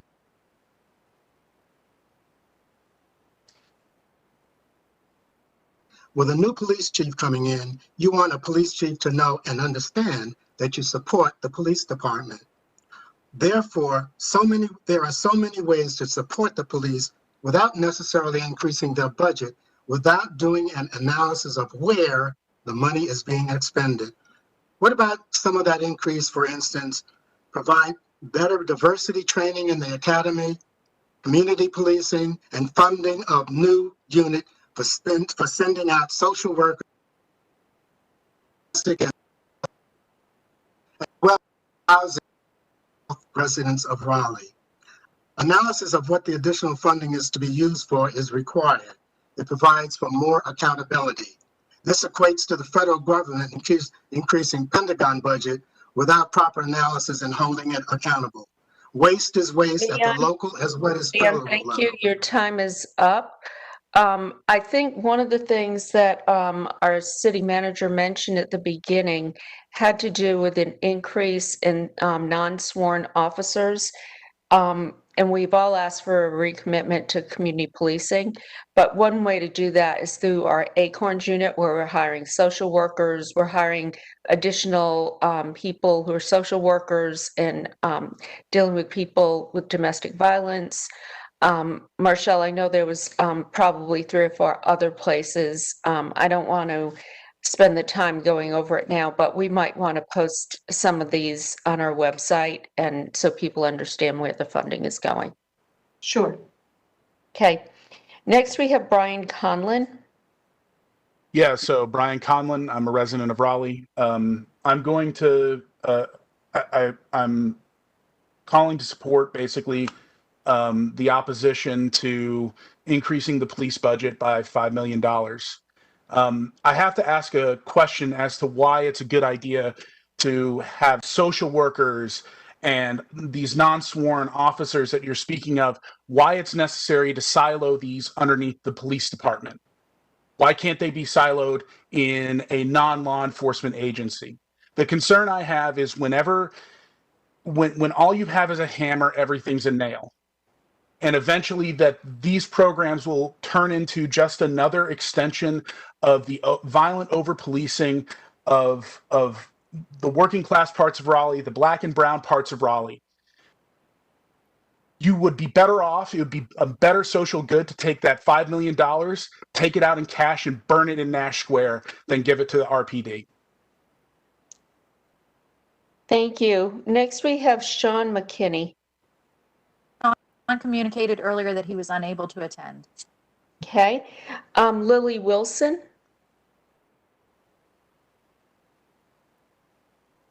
Hi, can you hear me? Yes, we can.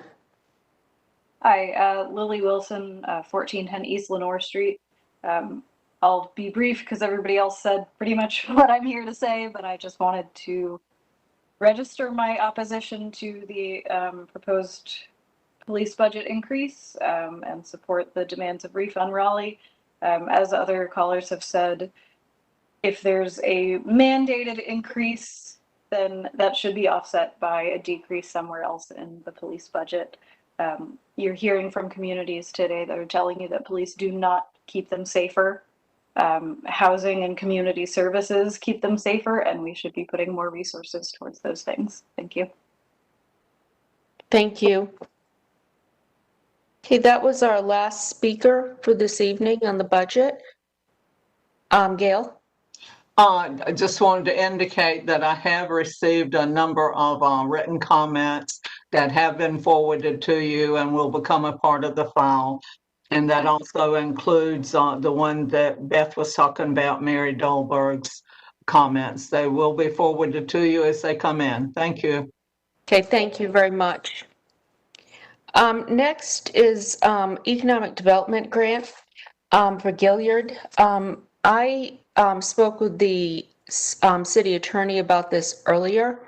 My employer was asked to submit a proposal on this, and so there's no guarantee that we would move forward with anything, but I just want to steer clear of any potential conflict. So I'm going to ask to be recused from this vote. Robin, that was like after our discussion, that was your best advice. Yes, Mayor. I think if there's any chance that your company is going to be awarded work, that it's best for you to ask to be recused and for council to go ahead and vote on whether or not that they would approve that. Okay, I'm going to go on mute and drop my video and ask Councilor Stewart to take up. Can we get a vote? Can we get a vote to the council to vote to recuse? I move for the mayor's recusal on this item. Seconded by Nicole Stewart. All in favor? Okay, that was unanimous. Clerk, I'll see you in a few minutes. Robin, could you message me when I can come back? Thank you. Yes, ma'am. All right. Our next item is Economic Development Grant Business Investment Grant Program. I do not believe that we have a presentation for this item, and I don't believe that anybody has signed up to speak. Is that accurate? Thank you, Gail. So with that, I will open the public hearing and close the public hearing, and I will ask for a motion. Councilmember Branch. I move for approval. And second by Councilmember Melton. All in favor? Any opposed? That passes unanimously, Clerk. And we can bring Mayor back.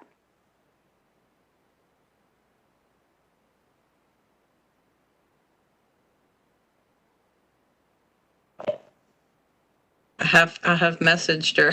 She doesn't take very long. All right, next we have item number 3. This is a street closing, 0121 Edgewater Commons. No one has signed up to speak in opposition. The applicant is Worth Mills. Do we have somebody from Planning Department who will review this? Good evening. This is Ann Conlon. Good evening. This is Ann Conlon in the Transportation Department to give you a brief overview. This street closure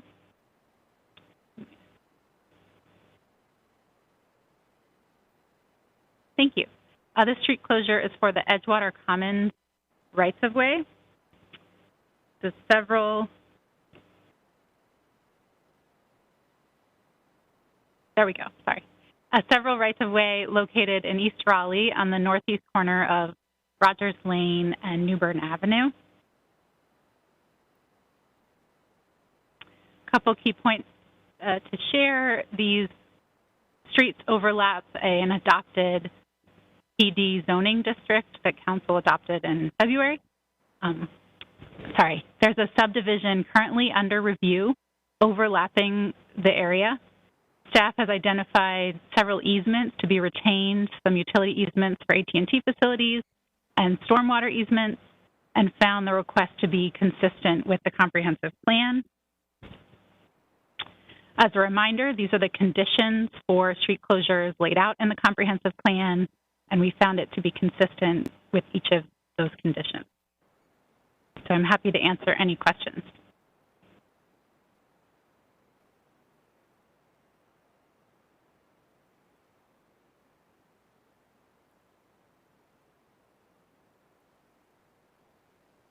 Do we have any questions? Okay, I'm going to open the hearing and close the hearing. Do we have a motion? Move for approval. Seconded by Mayor Pro Tem Stewart. All in favor? Okay, that is unanimous, clerk. Okay, number 4 is street closing 0221 Mount Hope Drive. Again, no one has signed up to speak in opposition. Do you want to do a quick overview of this? Yes, I will, if you would like.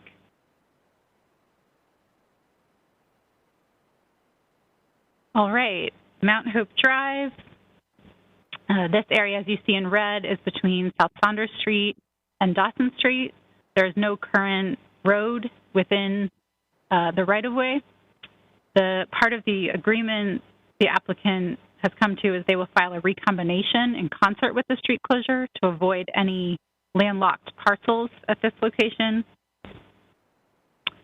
The South Saunders Planned Development District proposes a new street network that will cover this area, and there's currently a subdivision under review for the Park City South project. We have identified one easement to be retained and found this closure consistent with the comprehensive plan. I will skip this slide since we just saw it and answer any questions.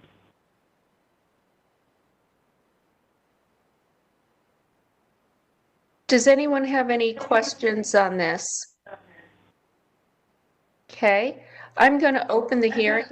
Michael Birch signed up to speak. Michael, are you okay with closing the hearing? Yes, ma'am. Thank you. Okay, thank you. So I close the hearing then. Am I echoing? I don't, okay. Anyhow, let's see. Do I have a motion? I move for approval, Mayor. Stormy has made the motion, seconded by Councilmember Branch. All in favor? Anyone opposed? That was unanimous, clerk. Right, next is rezoning Z2220 East End Market. Mayor Pro Tem Stewart, handing this off to you. Thank you, Mayor.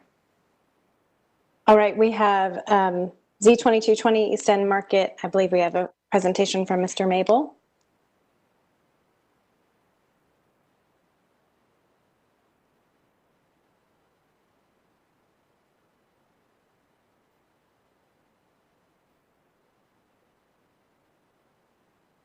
At the corner of Whitaker Mill Road and Wake Forest Road, from 5 zoning districts to a planned development district.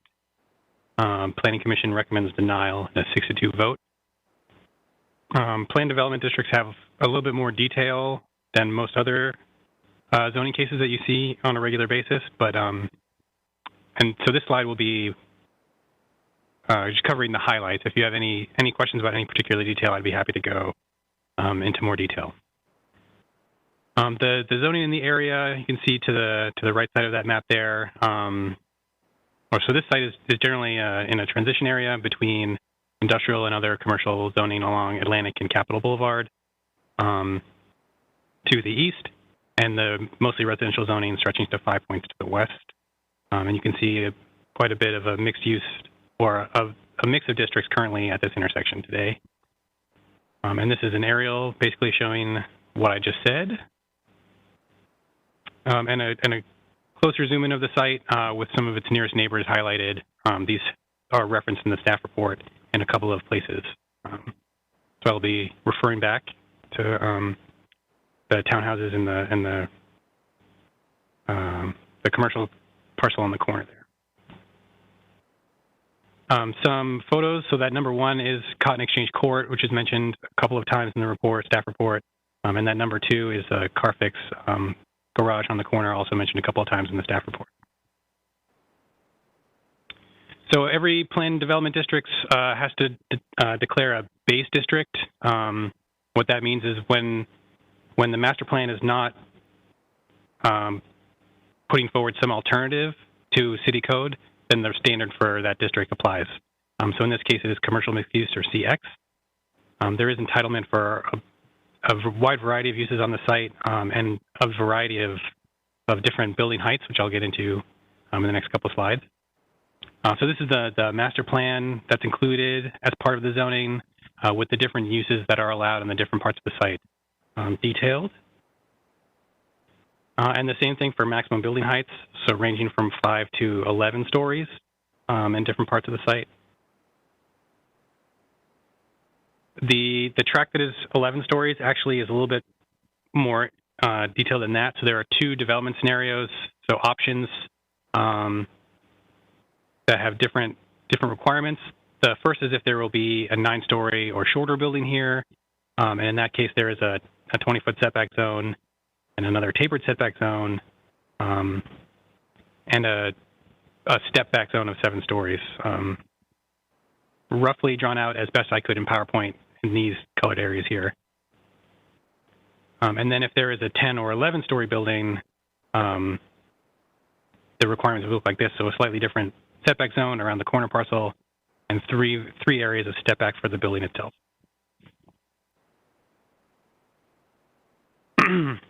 So the existing entitlement on the ground is rather complicated because there are 5 zoning districts on various different parcels. But the proposed zoning is hard-coded, so to speak, into the master plan. So those numbers are all hard maximums that are included. So more than doubling the number of residential units, more than doubling the office square footage. And they do call out restaurant as a separate use there, so then retail and office. Every planned development requires a traffic impact analysis.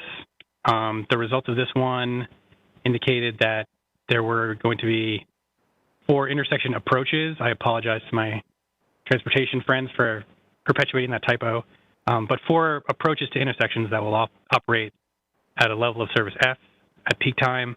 And so the TIA is recommending various designs for site access and street restriping to account for that.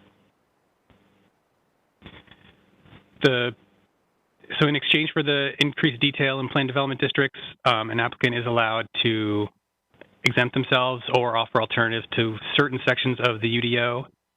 So again, I'll go through these at a very high level.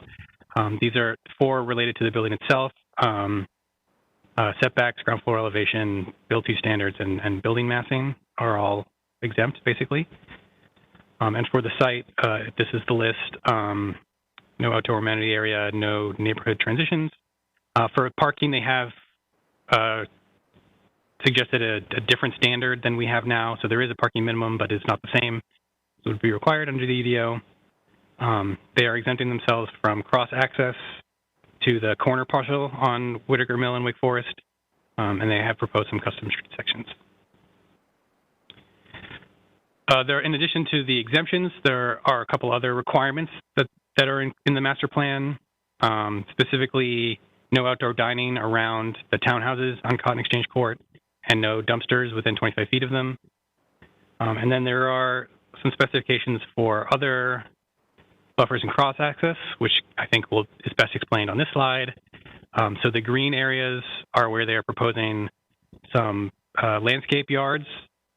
The 2 blue pluses are places for full vehicular cross-access, so one to the north to the multifamily development on Mill Street, and one to the townhouses on Cotton Exchange Court, which they have also said would be gated.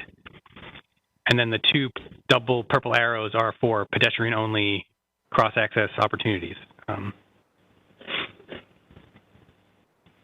And then there were some additions between the Planning Commission public meetings and this public hearing. So the applicant added that a requirement for impervious pavers, a requirement for vegetation on top of parking decks, and then they did include also some draft language that the Urban Design Center has been working on for the screening of parking structures. The request is inconsistent with the future land use map. So remember the base district here is CX, which would more correspond to a community mixed use. So you can see the red just to the east there. So inconsistent with moderate density residential and the neighborhood mixed use. It is consistent with the urban form map. And consistent with the comprehensive plan overall, so policies about mixed use centers, road connectivity. The inconsistent policies really focus around two main things. One is buffering, so removal of those transition yard requirements and alternative setbacks. And then the other one is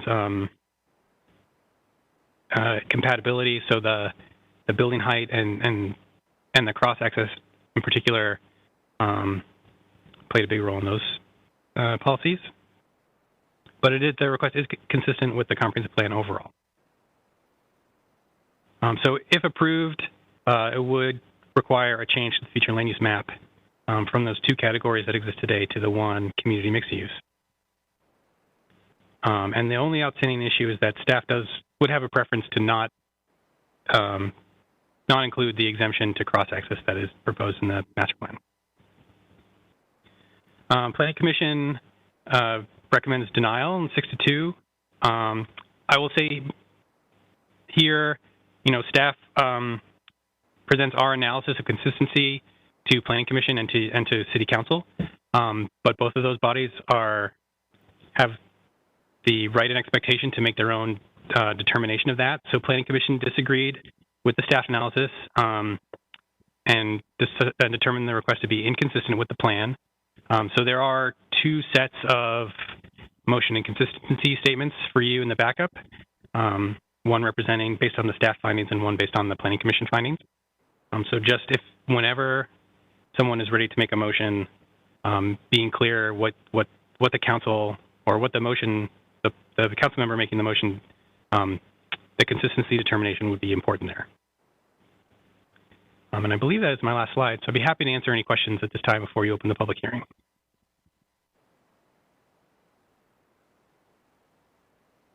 Great, thank you. Do council members have any questions for staff at this point?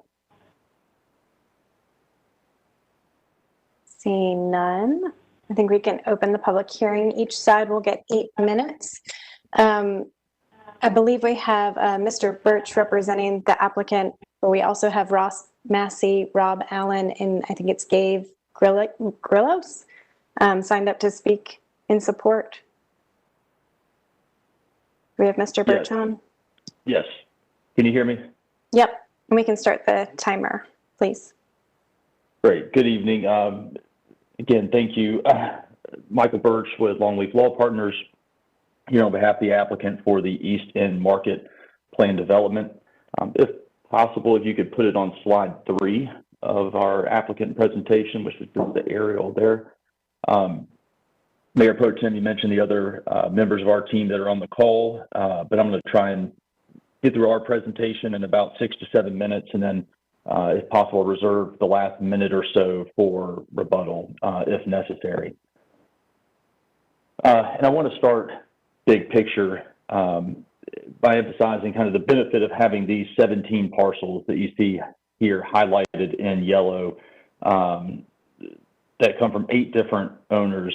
The benefit of planning and developing these in a cohesive way through the planned development process. This PD process, and by doing it kind of on this scale, allows for the development to be planned with a thoughtful mix of uses, allows for us to take advantage of rehabilitating and the reuse of existing buildings like the warehouse buildings there along the railroad, and providing a true mix of uses, residential, office, ground floor, retail, and restaurant that will create a place that hangs together and creates that sense of place. And would just compare this to what usually happens in these scenarios, where these smaller individual parcels are developed in a piecemeal, disjointed way that really doesn't deliver to the city what this applicant is able to through this larger mixed-use planned development. If we could go to the next slide, we often focus on these requests on a micro level, and that's certainly need to do that, and we'll touch on that, but it's also important to understand how this property and project fit within the broader area. This site there in blue, showing where the East End Market project is in relationship to Midtown and downtown. We're less than 2 miles from downtown, about 2 miles from North Hills East, Midtown Exchange, less than a mile to Midtown East. We're in an area where this development would complement what's being done at Dock 1053 and Raleigh Iron Works, and kind of working together to create this city growth center that's envisioned by the comprehensive plan.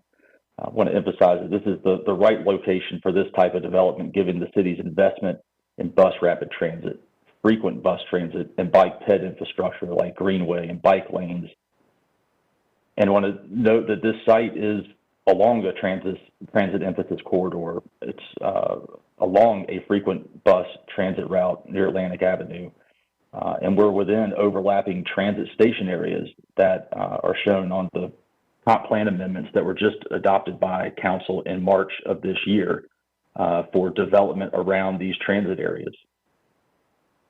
In terms of alternate modes of transportation, this site is also less than a half mile to the Crabtree Creek Greenway to the north and proximate to the planned Pigeon House Greenway to the south. There will be dedicated bike lanes along Wake Forest Road and East Whitaker Mill Road, and this project is providing a separated multi-use path in addition to those dedicated bike lanes, a separate multi-use path above the curb in hopes of setting the stage for future redevelopment in the area. So, sure, this is where the city is directing this type of mixed-use development. Want to just touch on, again, those recently adopted comp plan amendments related to development in transit areas. The city took the bold step saying they want to direct 60% of the city's new growth within these 7 city growth centers, downtown, and along these rapid and frequent bus service corridors. This project is within one of those 7 city growth centers, and it's within those bus transit station areas. We could go to the next slide. These comp plan amendments also have implications for this project from a height standpoint. In an emerging station area like this, if you could go to the next slide, the comprehensive plan now recommends up to 12 stories for properties designated neighborhood mixed use on the future land use map, like some of the area within this master plan is. So we think the height guidance is there for what's being proposed. So from a big picture perspective, this rezoning is proposing the type of mixed use project in the location envisioned by the comprehensive plan. And as Ira noted in the staff report, staff determined this request to be consistent with the comprehensive plan. And that was prior to a lot of the changes that we've made, including the reduction of overall height and increased setback. We can go to the next slide, just getting kind of to the details at a very high level. This plan, again, reflects most of the changes we made over the past 18 months in response to comments by neighbors and area stakeholders, but it doesn't include all of them, and it doesn't include a lot of the changes that we're proposing tonight and would like to make, after this evening when if the public hearing is closed. But we've gone through 2 neighborhood meetings, 3 committee of the whole discussions, planning commission discussion, many individual meetings with residents and stakeholders surrounding the project. And we've made significant changes in building size, building height, setbacks, allowed uses, and other standards that are aimed at improving the transition to adjacent properties. I mentioned that we've now reduced our overall max height to 11 stories. And if you could go to slide 23, we are also, one change we would like to implement is to further setback building from the townhome community an additional 15 feet. We'd like to prohibit rooftop activities in the buildings on the north and the south side of the Cotton Exchange townhomes. And we want to kind of clarify the transitions and make kind of one set of transitions to the parcel at the corner. And so at the end of the public hearing, we would like to ask council to close the public hearing tonight so that we can submit these revisions and return on June 15th. And for right now, I'd just like to stop and again kind of reserve my remaining time of about 30 seconds or so for rebuttal. Thank you, Mayor Pro Tem. Thank you, Mr. Birch. All right. And if we can reset the clock, we have 3 individuals signed up to speak against. We have Otis Lackey, Robin Salibi, and Beth Carmichael. Beth Stagner, can you help us get the first speaker on? And as a reminder, it's 8 minutes total for these 3 folks.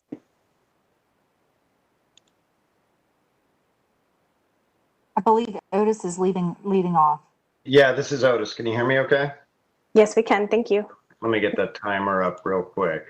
Okay, great. So I'm Otis Lackey, and my family and I live to the west of the development that Mr. Birch just spoke about. We're right off Whitaker Mill. With me tonight are Beth Carmichael and Robin Salibi. Beth and her family live in the Cotton Exchange townhomes that you saw on the map that Ira showed, which is nestled in the middle of this development. She and her neighbors are going to be most negatively impacted by this development. And then we have Robin, whose property was highlighted by Ira, being right there at the corner of Whitaker and Wake Forest.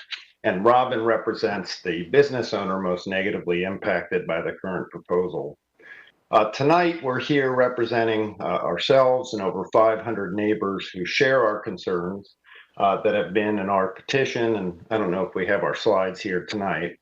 But though we're here to oppose this proposal, we do wholeheartedly support the development in this neighborhood and on the site in particular. I do agree with Mr. Birch that this needs to be refreshed. So our goal here is to work with you to try and help us find a better way to balance our need as a city for this high density for business and housing with a way that we can better integrate into the community that we live in. So specifically, we're looking for 3 key changes before you would approve a development proposal like this. The first is that we want to cap the height at 7 stories.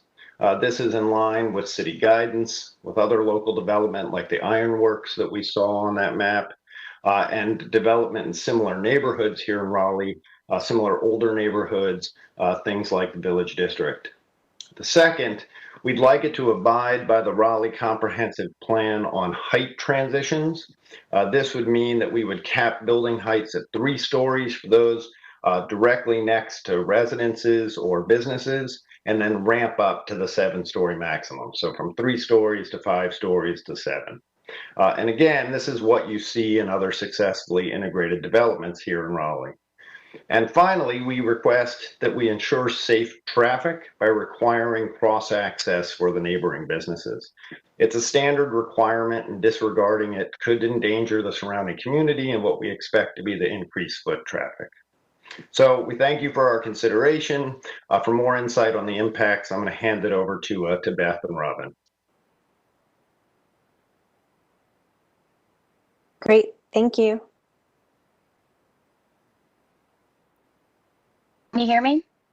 We can now, yes. Is this Robin? Okay. No, this is Beth, actually. Oh, great. Can we go to slide 7, please?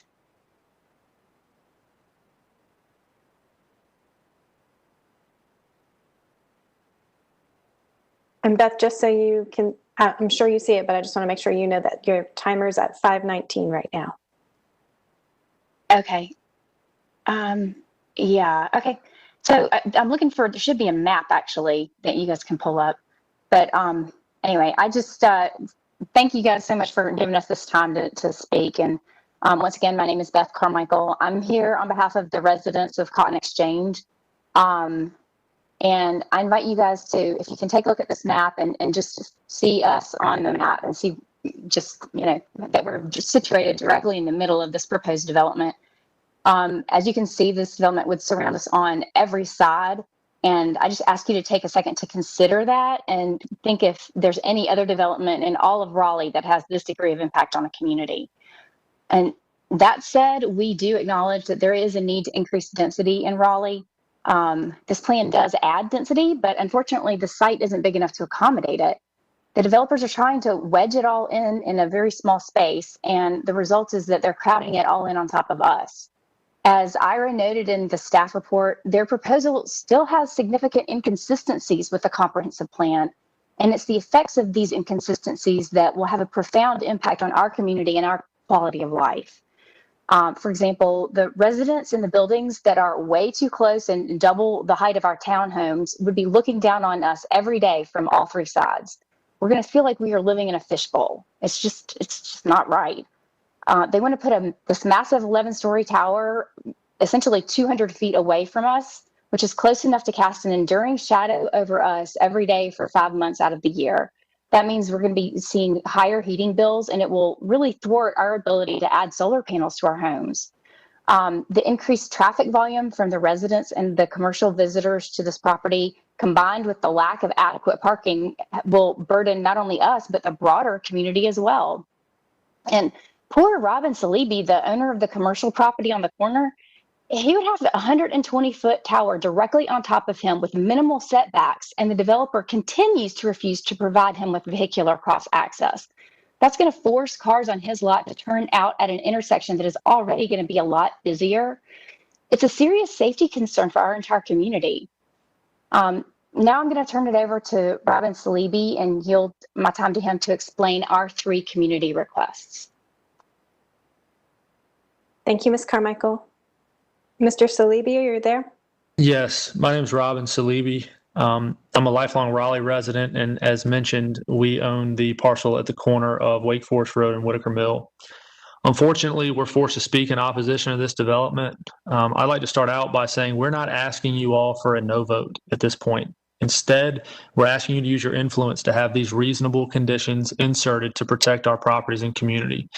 The developer is seeking almost 4 times the current zoning height and placing the maximum density of this proposal directly on top of our parcel. This is downtown level height and density being forced upon neighboring properties in low to moderate density areas. It just does not fit. The developer has a safe, more reasonable place for density along the railroad tracks, which spans multiple acres, but instead they're putting a 1-story building there because it's in their economic interest to refit the existing building. Our community's first request of council is to demand a 7-story maximum building height on the development. Additionally, the developer is attempting to exempt themselves from the UDO requirement of cross access to our parcel. Being enclosed on both sides by this massive tower will permanently hinder our property. More importantly, it causes very serious safety concern for the thousands of daily drivers on Wake Forest Road. The turnout from our parcel is very close to an extremely busy intersection. With the density they're calling for, this will only magnify and could create gridlock. It's been relayed to me by the applicant that cross access is not included because it is cost prohibitive. That's disheartening to hear that the developer's pockets are being put ahead of the safety of our community. Our second request is to require cross access to our parcel, which will give our traffic a safe exit through their development. Our last request is for step back building heights from 3 to 5 to 7 stories around neighboring properties to provide adequate transitions to their density. City staff, planning commission, and hundreds of neighbors have brought these concerns to the developer's attention all throughout this process with little to no avail. We have had some conversation with the developer during this process and are hopeful these conversations can result in meaningful change. We are very appreciative of the time and receptiveness from our meetings with council members Fort, Branch, and Knight.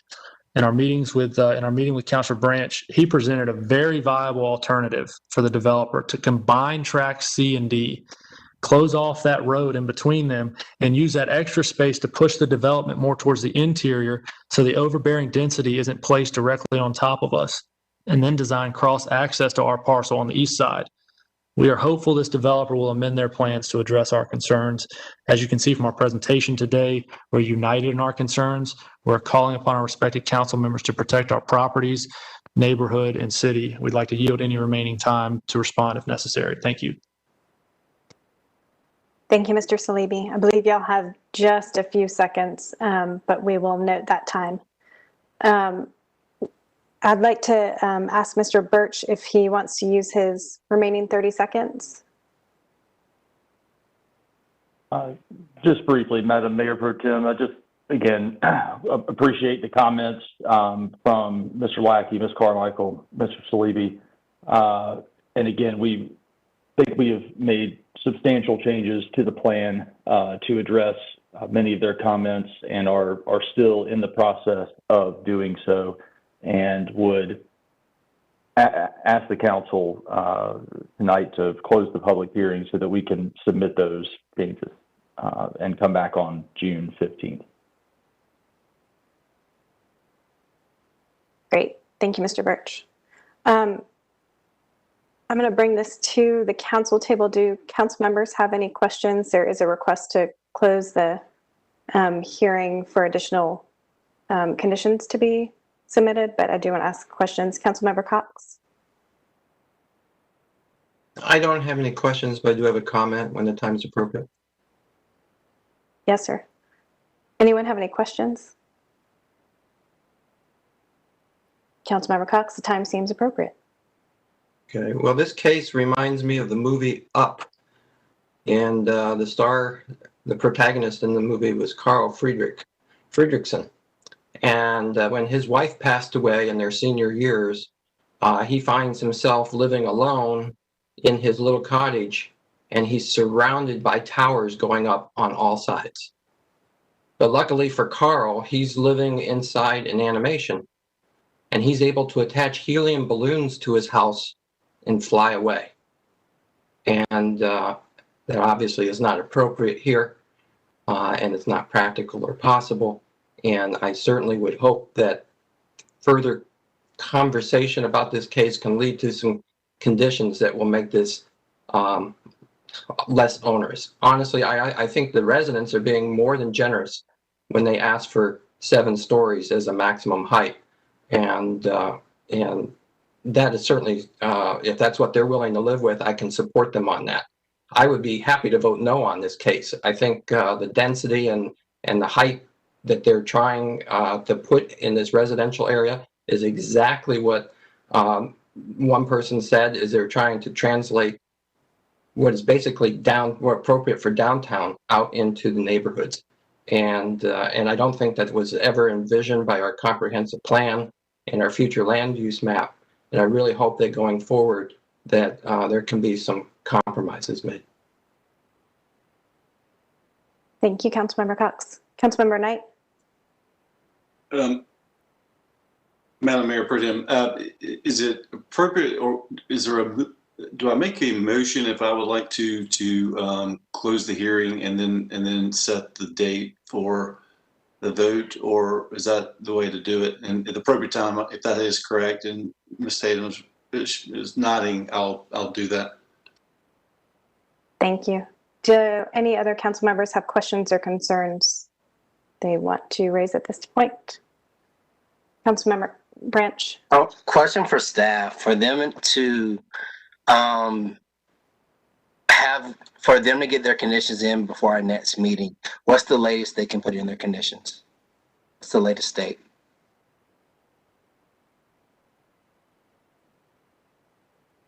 He's muted. We require submission. Right.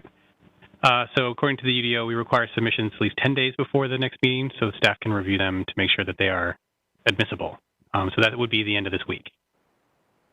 Okay, thank you. Mm-hmm. Any other questions? Yeah. All right, Councilmember Knight. Thank you, Madam Mayor Pro Tem. I appreciate the work and the efforts by the neighbors and the willingness to continue to talk to the applicants. And as the applicant has said, they do have more conditions already planned to come forward, and we need to close the hearing to allow them to do that. And also, I hope this gives everyone more time to continue the conversation and around the points that were brought up tonight.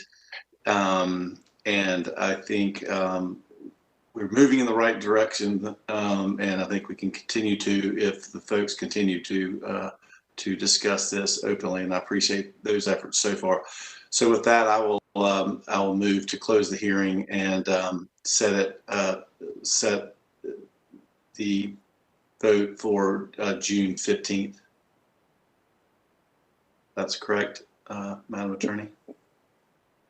Great. Councilmember Knight's motion has been made and Councilmember Branch has seconded it. All in favor? Any opposed? That passes unanimously, Clerk. And we can bring Mayor back on. Thank y'all.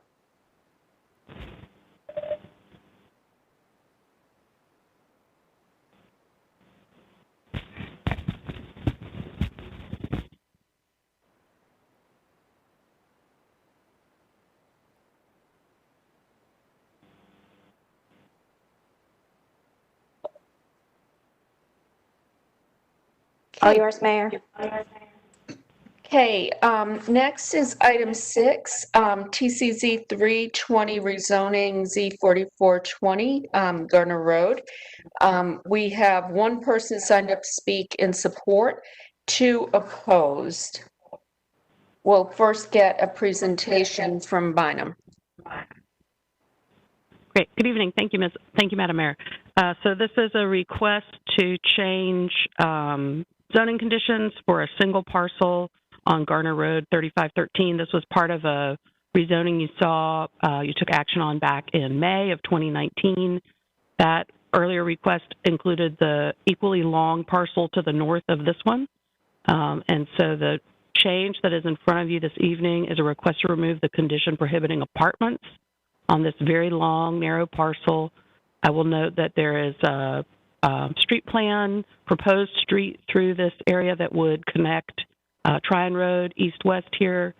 And that, combined with a fair number of natural features, are prompting the applicant to ask for apartments to be allowed on the southern parcel.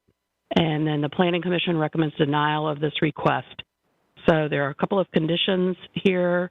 The density is limited to 6 units per acre. Under conventional development, they have established minimum 20% open space set aside. And then they have also most recently provided that happened just before you set the public hearing, have provided a 20-foot planted buffer along the property line, and existing vegetation within that buffer is required to be retained. So Planning Commission recommends denial here. This is consistent with the comprehensive plan overall, but and consistent with the future land use map. So happy to take questions about this if that's helpful. I would just note that the entitlement here, the number of units is not changing. It's still 164 units allowed. So the change to the zoning conditions is really just the request to ask to allow apartment building on that tract. Councilmember Branch? Yeah, my one question, is this the same property owner that brought the previous zoning case? I'm going to defer to the applicant on that one. I feel like this property has changed hands since you saw this in 2019, but I'm not confident about that. It's a good question for the applicant. Thank you. Do we have any other questions of Bynum? Okay, I'm going to open the hearing. There'll be 8 minutes per side. Speaking in support is Randy Herman. Thank you, Mayor Baldwin and members of council. And to address your question briefly before I get started, Councilman Branch, the owner is the same owner that was on the previous rezoning. There was some question at Planning Commission as to why this change should be made only 2 years after the previous rezoning was approved. And the basic answer to that is that, as far as I can tell, nobody actually was strongly advocating for this limitation on the original rezoning. So neither myself nor the property owner, my client, was actually involved very much in the original rezoning. It was originally brought by a developer, Michael Dean Chadwick, who intended to develop this property. He got partway through the rezoning process and then died unexpectedly. And his company didn't wish to continue the rezoning process. So at that time, I was asked by the property owner to take up the rezoning and complete it. We accepted the same zoning conditions that had originally been proposed by Mr. Chadwick's attorney, and carried those through basically to avoid any disruption.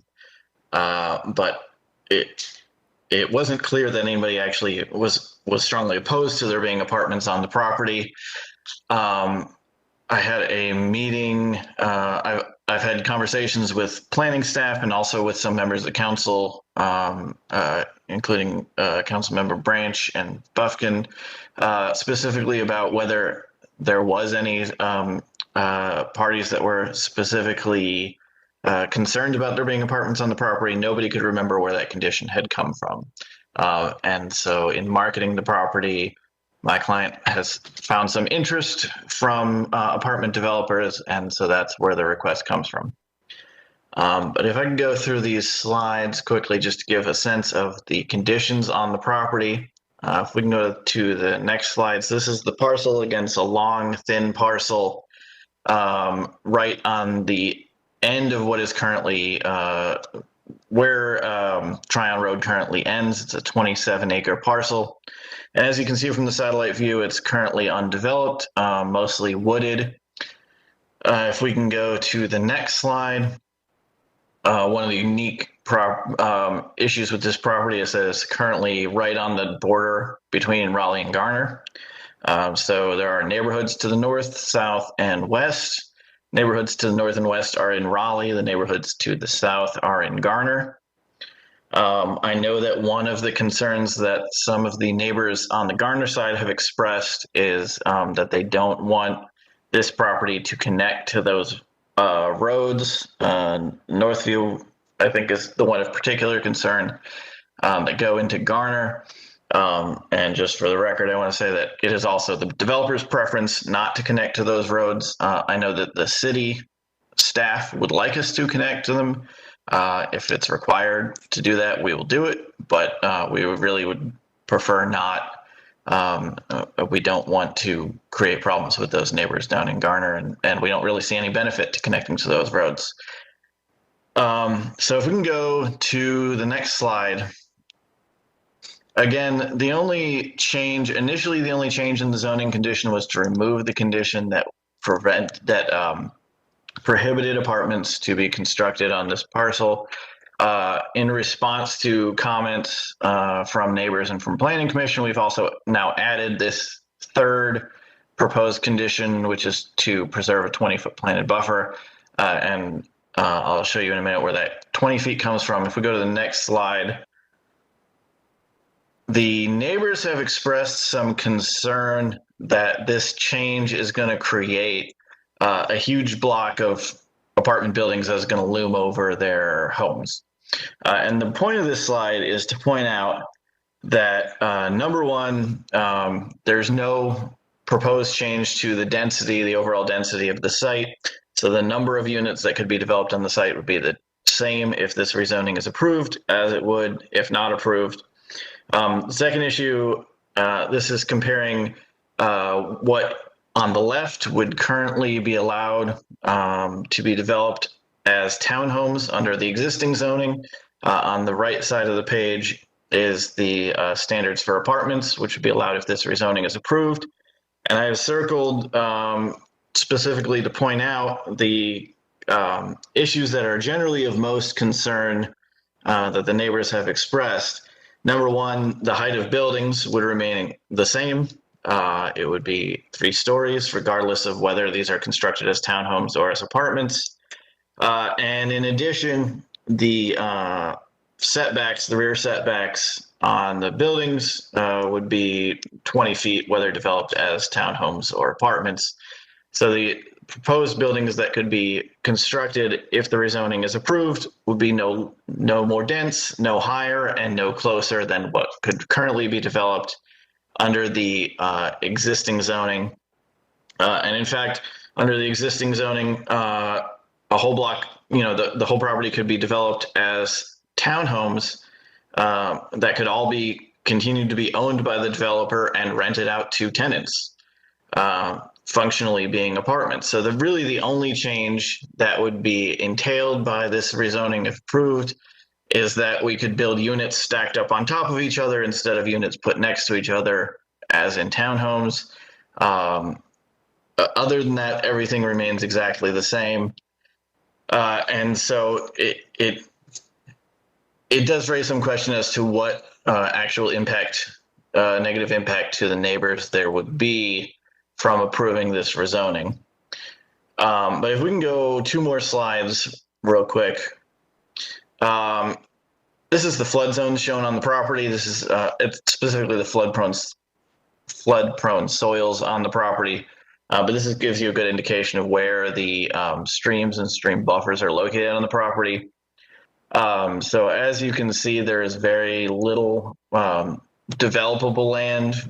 There's a significant portion of the property is contained within these stream buffers. There's also wetlands on the property. And then if we can go 3 more slides, the other major restriction on the property, next one. The other major restriction on the property is the extension of Tryon Road, which is intended to go from the west boundary of the property to the east boundary of the property, all the way through this parcel, which is already a long, skinny parcel. So between that and the flood boundaries and the wetlands existing on the property, there just is not a whole lot of land left to be developed. And so in order to allow the greatest number of units to be developed on the property, in order to make use of the property and provide housing for the people of Raleigh, we want to just preserve the maximum amount of flexibility in terms of what units can be built. And that's all we're asking for here. Again, it's a very modest change to the zoning conditions. Okay, Brandy, your 8 minutes have been used. Thank you. Now we will move to 2 people who've signed up, Sarah Olson and Robert. It says PTTEN. I'm sure that's not right, but it's an O instead of a P. Okay. Robert Poten. So we will start with 8 minutes, and we will start with Sarah. Thank you. I am a Garner resident to the south, and I just wanted to point out that the land is zoned for low density housing, and apartments by definition are high density. I've attended all the meetings with the developer and have asked about details regarding traffic studies, how many buildings there would be, where they would be built. The developer cannot answer. They have to wait for the Tryon Road being built. There's just several concerns, and we just want to, make sure that there's smart, thoughtful planning going on. We've had several neighborhood meetings with Idlewood and Burton Barn. We're all joining together because, again, we want it to be smart and thoughtful, and we're just very concerned about the traffic. It was already pre-COVID. The traffic would back up on Garner Road very badly, and it's going to get bad again. So we just want the thoughtfulness to go in with development, with this development before we add a lot of population. Also, as you heard, the joining of the streets, Garner has promised us that they would not allow the link to happen with Tryon Road, which is great. but I would like to encourage Raleigh Council to discuss with Garner Garner has a proposed greenway being planned, and it would be exciting for the land, that has many environmental restrictions, which you already heard about, and it's prime for a shared park and greenway between Raleigh and Garner. Thank you. I'm going to yield to Robert now. Okay, thank you. Next we have Robert. Hi, everyone. Can you hear me? Yes, we can. All right, thank you. I want to thank the council for giving me the opportunity to speak. I'll start by saying that to say that no one is opposed to removing this condition is a little disingenuous on the part of the developer.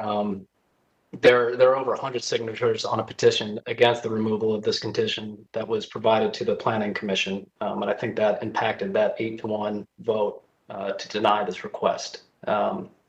If granted, this request would remove a condition that was put into place by this council during a rezoning decision in 2019, just 2 years ago, the condition forbidding the building of apartments. When zoning decisions are made and those conditions are attached, oftentimes those conditions are the reason the rezoning was approved. And again, it's only 2 years old.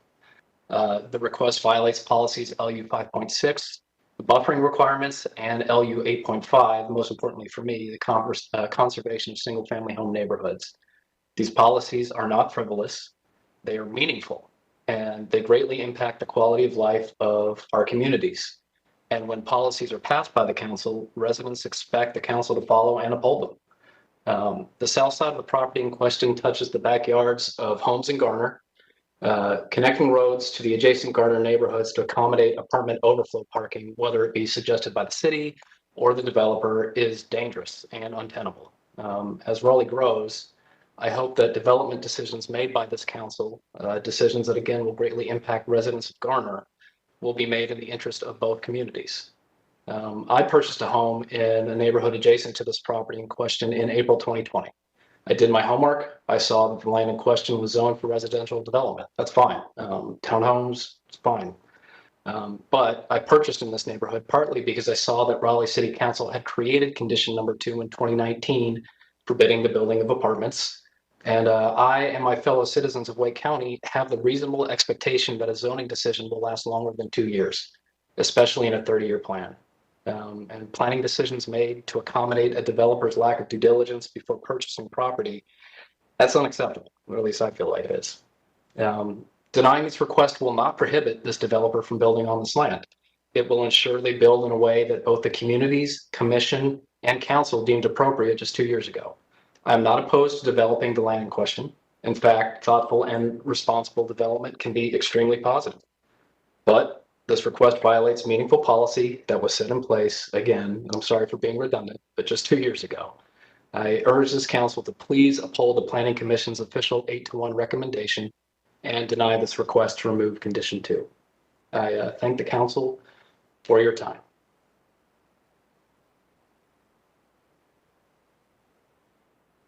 Okay, I'm going to then close the hearing.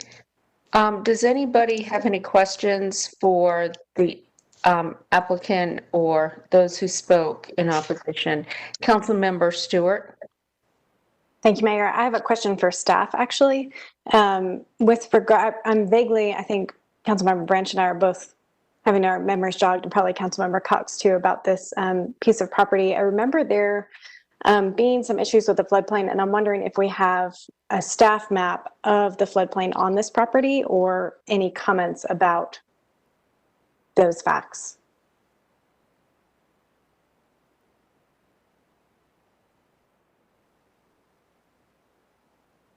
Ms. Walter, they've still got you muted. Great. I was going to ask Wayne Miles from Stormwater. He's here tonight. I think he could speak to floodplain on the site. Thank you.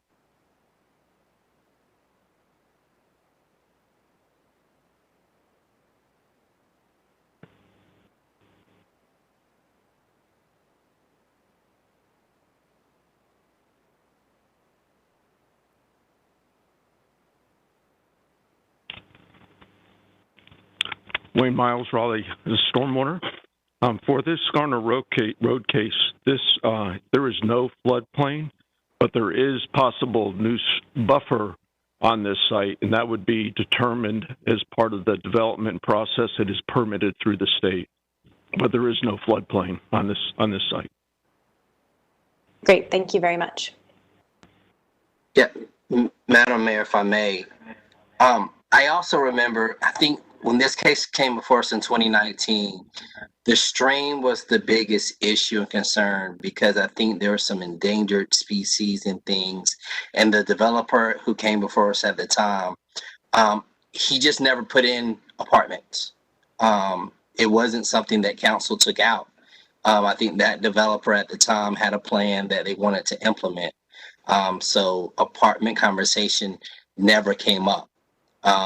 You know, sadly, that person has passed and they're no longer here. I would like to possibly, you know, hold this for 2 weeks just to talk to the actual developer now, the owner now, to try to get a better understanding. I did have one conversation a while ago, but it hasn't been recent on this, as well as the neighbors, and try to see what the compromise, because the thing that's interesting here is the base number of units is not changing.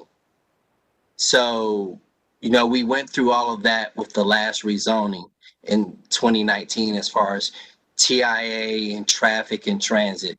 And the TIA is derived around the number of units that you want to put in, not the type of housing per se.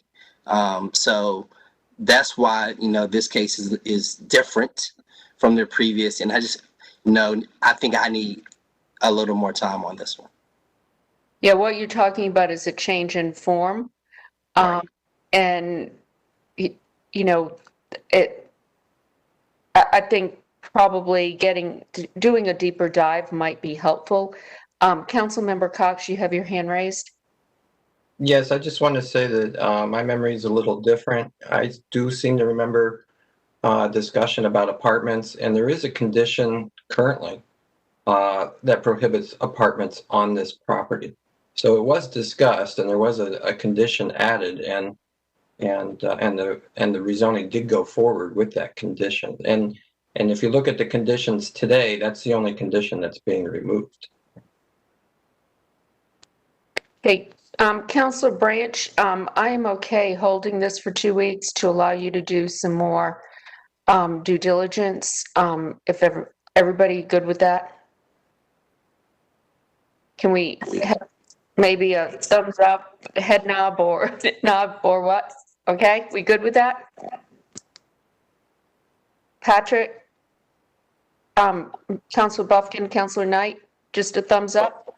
Mayor, it looked like the city attorney wanted to say something, and I was waiting to see if she was going to say. Oh, I was just, are you leaving the public hearing open or closing it? I already closed it. Okay, then it's probably better if you vote.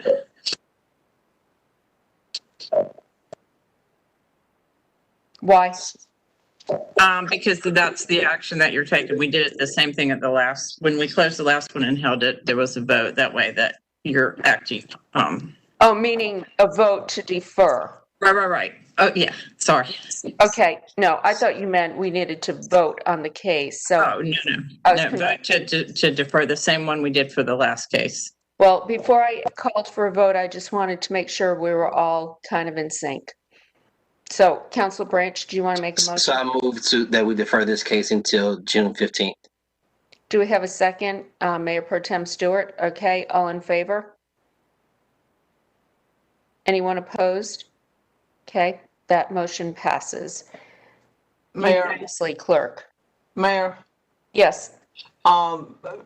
Before I forget it, I did receive letters of opposition to this case that have been forwarded to you. Okay, thank you. All right, next we have rezoning Z5320, Lead Mine Road. This is a continuation of a hearing that we held previously. We left the hearing open so we could, so the applicants could submit new conditions. Bynum, are you going to start us off with just an update or whatnot? But I am going to say we're going to have 4 minutes per side on this. Yes, ma'am. I just want to say because the public hearing is open, the applicant cannot submit revisions to the case at this time. So hearing was left open to allow that additional conversation. I know you want to hear from both sides tonight, and we would look for you to close the public hearing so the applicant could either tonight or at a future time could submit revised conditions. Okay. We will start with Jamie Schwedler, the applicant's attorney. Good evening, Madam Mayor and members of council. I do have a presentation that I'd like to be pulled up that will explain where we've been since the May 4th hearing. I'm Jamie Schwedler with Parker Poe at 301 Fayetteville Street on behalf of Sing Development. After the May 4th hearing, we met with the Gibsons in their backyard and the stakeholder group on Wysong Court to illustrate the then offered conditions. These slides that will show the graphics are the ones that we shared during that 2-hour visit, including the prior concept plan at the top right of the screen and the new conceptual layout of the 250-unit congregate care building that we'd offered.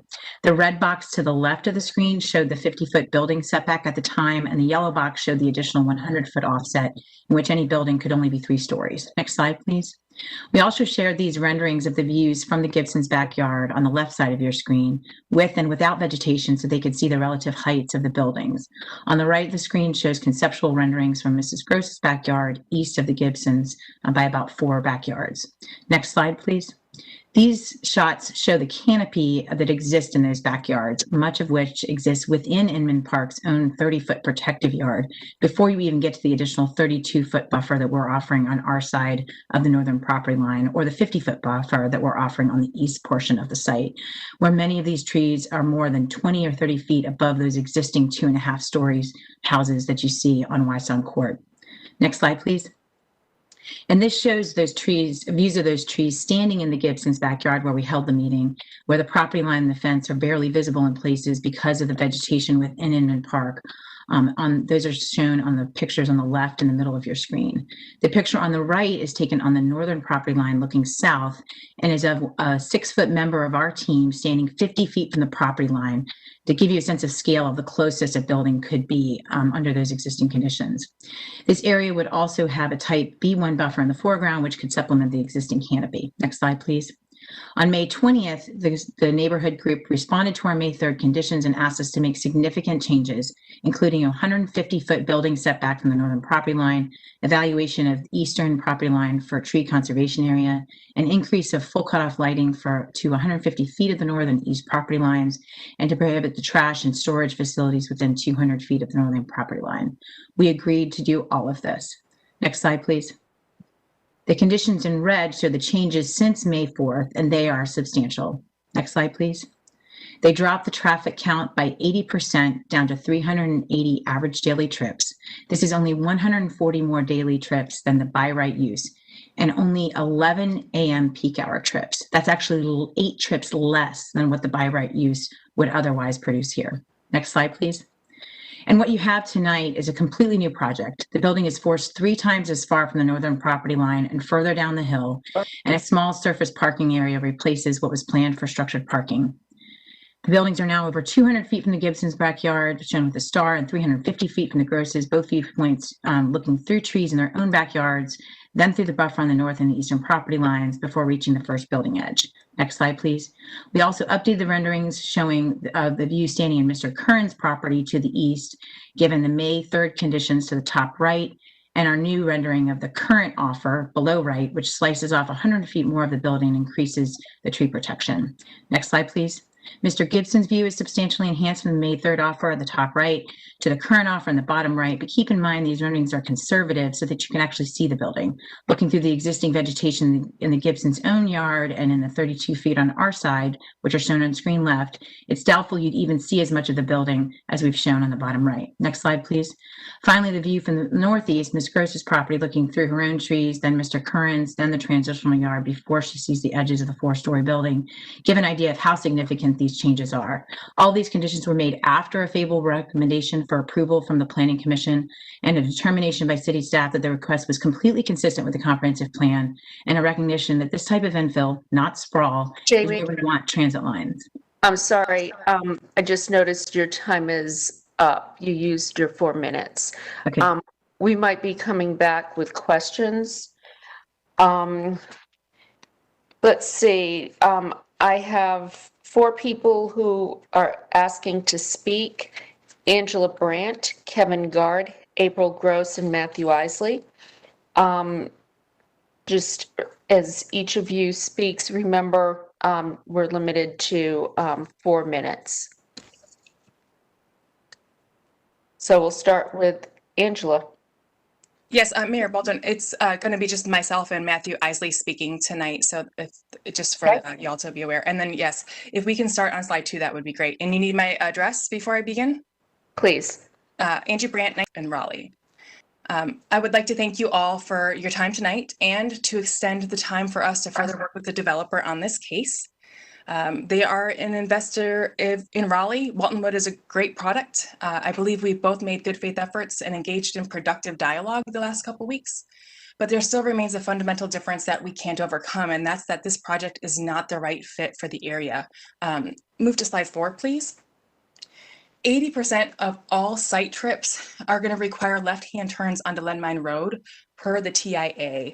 And as you can see here, Philcrest has obstructed views for this type of turn. Next slide, please. And if you are able to play the video at the bottom of that slide. Philcrest is a substandard road. Its condition alone presents grave safety concerns. And it doesn't look like the video is playing. So I would just encourage you all to come take a walk with us or drive with us if you haven't been able to. As I said, it's substandard. It is a county road run by the state. It has no lane markers, no curb and gutter, no shoulders, no lane markers.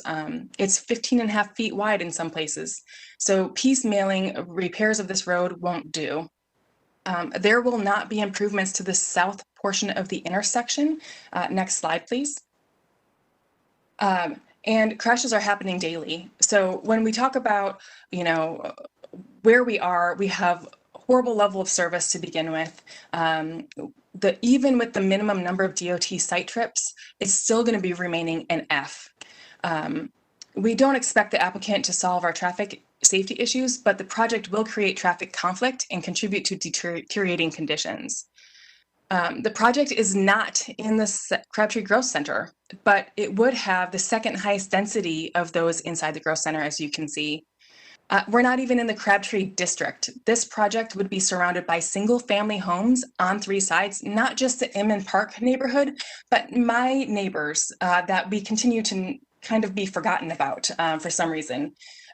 There's a single-story ranch to the south of this property, a single-story ranch. This property is not compatible, and it doesn't offer comparable conditions that the other developments in this chart are providing, including the setbacks. We have proximity to the growth center and the district, but we don't have connectivity, and there's a reason for that. It's because of a boundary. The districts have boundaries, and Crabtree's district boundary is Leadmine Road. So on behalf of my neighbors in Carrollton Woods and Crabtree Forest and Birchwood Hills, I beg you to sharpen your focus to the integrity of that boundary and to open yourself to our constructive and visionary idea for what this area can present with comprehensive and thoughtful planning when we work hand in hand with you. And I'm going to yield my time to Matthew. Thank you very much.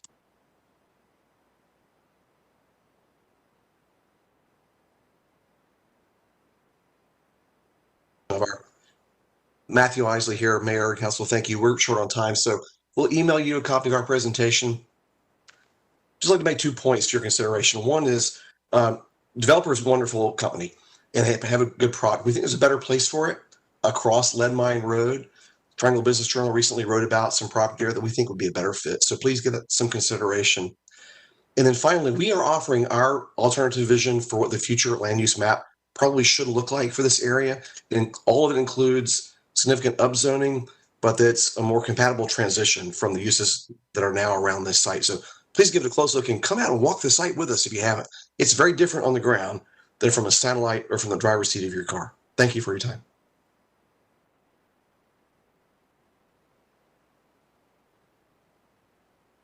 Okay, I am, as we said, I'm going to close the public hearing so conditions can be submitted.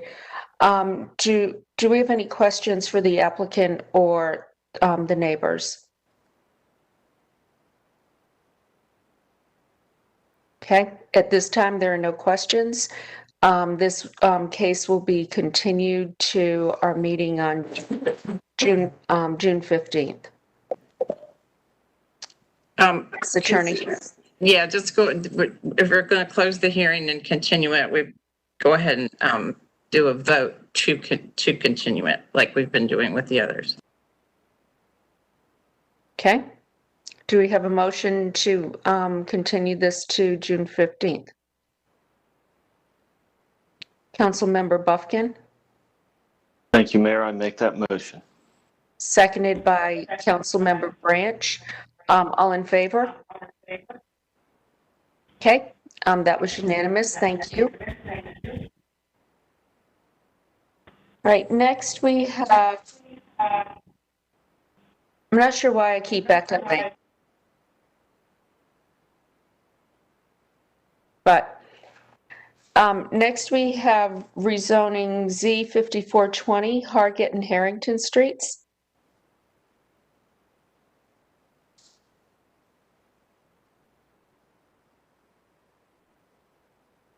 Good evening again. Good evening again. This is a request for about an acre, corner of Hargett and Harrington Street, from downtown mixed use 12 stories with a shopfront frontage to downtown mixed use 40 stories. Planning Commission recommends approval unanimously. Here's an aerial of the site. So across the street from the Dillon and about a block west of Nash Square and where I am right now. So you can sort of maybe able to see from the aerial view, this is the location of the Goodwill store, but it has been a surface parking lot for quite some time, I think, over a year at least. A number of conditions on the site. First, prohibiting uses otherwise allowed in downtown. The other 5 here are replicating what would be included in a shop front frontage, so there is no frontage included on the case. But they do have some zoning conditions that are doing a lot of that work instead. And then 2 conditions, again, this is based on draft material developed by the Urban Design Center for screening parking decks. So some, although not all of that work is represented via condition here. A pretty substantial increase, so going from 12 to 40 stories. So currently 250 residential units allowed, increasing to 700, and just over 200,000 square feet of office to 440,000 or so. Request is consistent with the comprehensive plan, consistent with the future land use map, and the urban form map. Consistent with quite a number of policies, this is a site is very close to Raleigh Union Station, so triggering a lot of the development around transit policies, and also consistent with the couple of relevant policies from the Downtown West Gateway Small Area Plan. The one inconsistent policy really having to do with the height compared to what is existing on the ground today. And again, Planning Commission recommends approval. Can I answer any questions before you open the public hearing?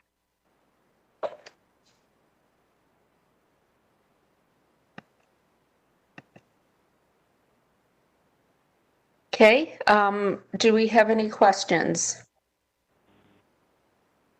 Okay, I'm Councilmember Stewart, Mayor Pro Tem Stewart. Thank you, Mayor. I'm wondering if, and if I miss this, I super apologize, but I'm wondering if staff can comment on the parking screening that's being provided in conditions by, I think it's 5 and 6. Mm-hmm. And if, sure. Kind of, yeah. Sure, excuse me. Yeah, so earlier this year, you received a presentation from Carter Pettibone from the Urban Design Center about the study they had been doing on parking decks. And so following that, you authorized a text change, and so they did have draft language. So the conditions that are included are basically verbatim with regards to the type of screening, the architectural, like how big the gaps can be, that kind of thing. And for the light fixtures also. Really the only notable thing that's missing that the Urban Design Center is planning on bringing forward to you is the requirement for a 4-foot parapet wall on the exterior. So really a hard barrier to block car headlights. That condition is not included, but the condition about the screen, the draft language for the screening and the fixtures is basically verbatim. Great. Okay. Any other questions for staff? Okay, I am going to open the public hearing then. We have several people signed up to speak in favor: Chad Essex, Skip Hill, Steve Hepler, Richard Adams, Isabel Villa Garcia. Chad, I'm going to guess that you are taking the lead on this. You have 8 minutes for each side. And we have 6 people signed up in opposition. Thank you, Mayor. I do have a presentation if that could get pulled up. Thank you. Good evening, Mayor and members of City Council. Chad Essex, attorney with Porter Sproul, 301 Fayetteville Street, Suite 1900. Here this evening on behalf of the applicant, Highwoods Properties. For those of you not familiar with Highwoods, Highwoods is a publicly traded real estate investment trust headquartered here in Raleigh with assets across the Southeast. Of note, they own the PNC Plaza in downtown Raleigh. They also own One City Plaza that they renovated recently, as well as Charter Square South. And you may have read in the news that they are under contract to purchase the Wells Fargo building at the end of the summer. So they have a significant investment here in downtown Raleigh. Joining me this evening from Highwoods is the head of Highwoods' Raleigh division, Skip Hill. Also on the call from our project team, Steve Hepler with LS3P Architects, as well as Richard Adams, the traffic engineer with Kimley Horn. Let me, if we go to the first slide, I don't want to repeat what staff just reviewed, but looking at this site that's outlined in red, you have to the west of this site is the Dillon development. To the north across Hargett is the existing Legends nightclub and the Hugh Apartments. To the east is an building right there to the east, right against our site is an existing wine bar. And then further to the east along Hargett, fronting on Dawson, is the Park Devereaux condos. Next slide. We are requesting, this will show you some of the zoning in the surrounding areas. So we are requesting from DX12 shopfront to DX40 conditional use. Looking at this map, you'll see a couple other sites that have been rezoned DX40. One is the Rust Bus site that's west of the Dillon site. And then to the southwest, where the CAM Museum is, or the Contemporary Art Museum, that's also a DX40. The comprehensive plan is what's driving this additional height for additional height and density in this area. The plan generally indicates the maximum building height of 40 stories is appropriate for property designated in the central business district, where you have a core transit area, which this is. Next slide. More specifically, this is located within the downtown West Gateway area plan, which you'll see this site is right where you see station area core. Which is an area where it's calling for the highest density of mixed use, where tall buildings are encouraged with vertical mix of retail and office. A number of policies that staff went over that this is consistent with, including redevelopment of underutilized sites. Next slide, please. Surface parking and encouraging high density redevelopment of those sites near Union Station and planned transit stations. As staff noted, we have a number of proposed zoning conditions as a part of this case to mimic the shop front frontage, as well as to address some of the parking deck screening. As Ira mentioned, we have incorporated verbatim the language from the UDO regarding the design of parking structures for urban frontages. We're requiring architectural vegetative screens must be used on all sides of the parking deck to articulate the facade, hide parking of vehicles, and shield lighting. As Ira mentioned, in addition, Council asked the Urban Design Center to come up with draft zoning conditions for applicants to consider in rezoning cases while a text change could be formulated. And we, as noted, have incorporated virtually all of those recommended conditions to address spacing of screening and size of openings, the screening of internal lighting, including directing that lighting be shielded upwards and providing shielded fixtures. We also have a condition that requires the lighting level at the property line cannot exceed 0.5 foot candles and requiring all internal illumination to conform with the requirements for vehicular canopies in the UDO. So we've really tried to incorporate those recommendations for the Urban Design Center to address some of the concerns regarding parking deck screening. Because this property is located in downtown, we send out hundreds of notices for our first and second neighborhood meetings. We had 7 at the first neighborhood meeting. We had 9 at the second, most from Park Devereaux condos. We do have someone here tonight that wants to speak on behalf of some of those residents in support of our case. But there were some concerns that centered around height and wanting to keep the height at its 12 stories and not increase the height to the 40-story designation, which the comprehensive plan is calling for in this area. Again, some of the concerns related to light pollution from parking decks in downtown, which again, we have addressed or tried to address through our zoning conditions and incorporating the recommendations from the Urban Design Center. Again, our proposal is fully consistent with future land use map, urban form map. It's unanimously recommended by the Planning Commission for approval. And we would ask that council approve this case. And I'm happy to answer any questions. I see I have about 3 minutes left. I want to yield some time to Isabel Villa Garcia, who's a resident of Park Devereaux, and then I'll reserve any remaining time for questions or rebuttal if necessary. Thank you, Mayor, and thank you, members of council. Thank you. Isabel? Hi, thank you, Alderman council members, for allowing me to speak today. My name is Isabel Villa Garcia. I'm a resident owner and HOA board member at Park Devereaux. Today, I'm speaking to you in a personal capacity in support of the rezoning petition for West Hargett and South Harrington Street. When I purchased my condo 2 years ago now, I was thrilled to become a resident of a really unique part of Raleigh and really look forward to continuing to see it grow around me. The changes I have seen in that short period of time have already increased my living standard, quality of living with Oak, Weaver Street Market. Being a resident of a downtown community means allowing for development around you, including development that is significantly more dense and taller, particularly when in such close proximity to Raleigh Union Station and the other transit infrastructure.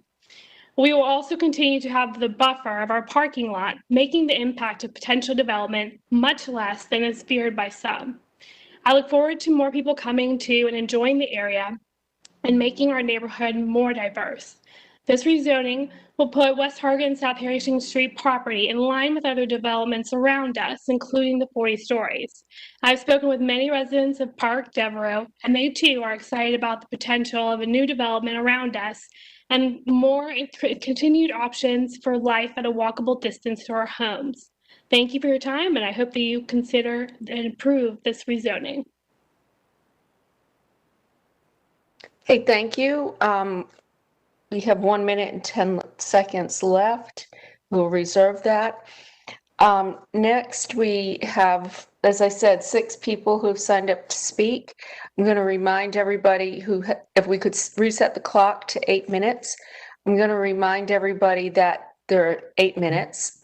So please make sure that you leave time for others to speak.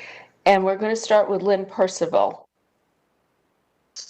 Lynn Percival, 200 South Dawson Street, apartment 116. Thank you, Mayor and members of the council.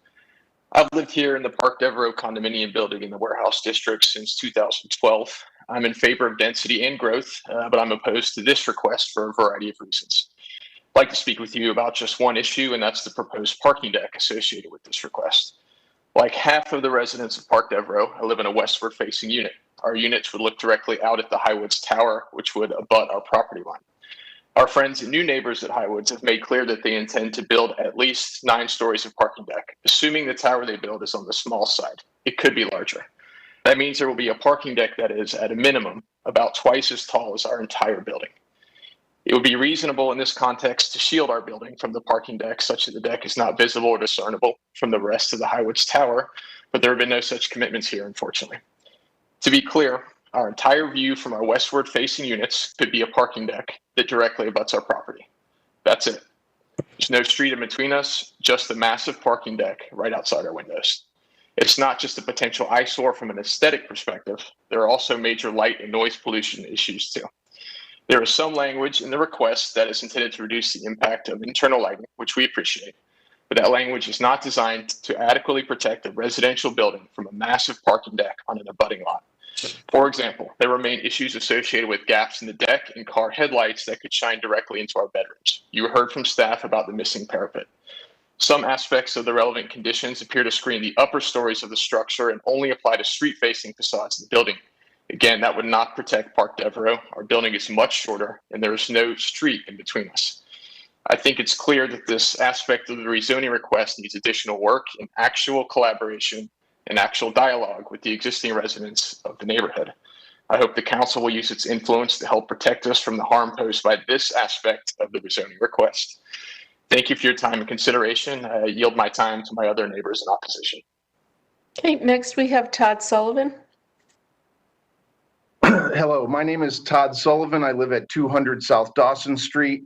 I have lived in downtown Raleigh for 25 consecutive years, first from 1996 to 2000 in the cotton mill, and then from 2000 until this year, consistently at Park Devereaux. So I have lived what Ira referred to as the inconsistency of those that are on the ground today. That is me. I live on for the last 21 years, I have lived on the first floor of Park Devereaux, and I would look out onto this structure that's being requested for zoning at 40 stories. I am on the first floor looking out at that from 140 feet away. I oppose this application that Highwoods is making to rezone the property to 40 stories. And just 6 years ago, this same property was rezoned to 12 stories, which is more than 2.5 times the height of the existing building, Park Devereaux, that I live in. But that 12-story rezoning was not, and I knew about it at the time, was not out of line with what Raleigh represented to me as someone who moved into the warehouse district when it really wasn't even a warehouse district that was residential yet, was going to be the type of building that would be built. I am not anti-growth, I am pro-growth. And I understand the council has approved it, and reference has been made to a couple of other 40-story rezoning applications. Those have been approved. But I understand that those are also all abutting the actual railroad tracks or overlooking the railroad tracks. That is not our property. Our property is not abutting the railroad tracks or overlooking that. This Highwoods property application is different from those as well because it is surrounded by all four directions by existing residential properties. I want to repeat that. This piece of property is different because it is abutted right now in all four directions by residential properties, and I think that's what makes it different. I oppose the application because the current zoning of 12 stories is quite enough, and the proposed rezoning only 6 years later would yield, and this is what I understand from their application, a commercial-only building, not residential in any respects, a commercial-only building that dwarfs the current residential structures on all four sides of it. There is no precedent for this, and I oppose the application. Next, we have Pamela Chestick. Can you hear me? Yes, we can. My name is Pamela Chestick, and I live in Park Devereaux at 200 South Dawson Street. I agree with the other points that the other speakers have made, but I am here to speak in particular on the topic of the frontage proposal for the building. The warehouse district is, by design, a combination of residential and commercial with many different retail businesses and restaurants, like a place at the table, an art museum, fine dining restaurants, a clothing store, grocery store, nail salon, all sorts of amenities. Businesses like these support the residential population in the neighborhood and are what make it an appealing place to live. I'm therefore concerned that the current proposal does not assure that building use will be consistent with the current character of the neighborhood. The rezoning proposal does not include the SH shopfront frontage requirement, which, as you saw on the map, which is what virtually all of the other buildings in the neighborhood have. I recognize that at the request of the Planning Commission, the original rezoning request was modified to include some of the requirements of the SH shopfront zoning, but it does not include crucial aspects of it. In particular, the proposal does not include the pedestrian access requirements for shopfront frontage, which are that the building have a primary street-facing entrance and street-facing entrances spaced no more than 50 feet apart. In other words, the conditions that encourage the creation of retail spaces. Under the current zoning proposal, the building could have a solid facade without any street openings at all. High Woods has also stated in its neighborhood meetings that the building will not have any residences, the result being that we will have an island of office space vacant at night in the middle of what is otherwise a vibrant, livable neighborhood. I believe that the rezoning request still requires more work, ensuring that the building that ultimately occupies the space will be in harmony with the rest of the neighborhood, and ask the City Council to encourage the developer to work with the neighbors to resolve these issues. Thank you very much, Mayor and Council. Okay, next we have Kathleen Britton. Hi, Kathleen Britton, 200 South Dawson Street, Unit 101. My other neighbors have made the arguments I totally agree with. I would hope that council would ask High Woods to make more specific descriptions around the use, their intended use. I can't hear, Madam Mayor. I'm going to ask Kathleen to speak up, please. Sure. I'm just reiterating the points that my fellow residents have made, and ask that council request of High Woods more specificity. I'll defer my time to the other opponents. Okay, next we have Thomas Porter. Mayor, I don't see Thomas on the line. Okay, next is Anne Franklin. And Anne is not on the call either. Okay. Then let's see. I am going to, well, first off, I have a question of the applicant. You know, I know High Woods has done other developments downtown that are mixed use. PNC is a great example of that, with commercial housing and retail frontage. What are there specific plans for what will be housed in at the site? And I guess that question is for anybody who wishes to answer. Mayor, this is Chad Essick. I'll answer, and Skip can jump in if he wants to. But I think, well, first of all, let me just say that, you know, with this zoning, it would allow a mix of any uses, whether it's office, residential, or retail. Typically, you know, High Woods is an office developer, so it was an office component to it with ground floor retail. There's a condition that requires us to have active uses on that ground floor that wraps the parking deck. And so, you know, there are concepts, for example, of office. You know, there could be office with like the PNC Plaza, where there is residential incorporated, or it could be office with some sort of potential hotel concept. But I think High Woods' main goal here is to look at this. They see this as an area where they can recruit big companies to come to the Triangle. And so I think that's part of what is driving this project and what they're looking to do.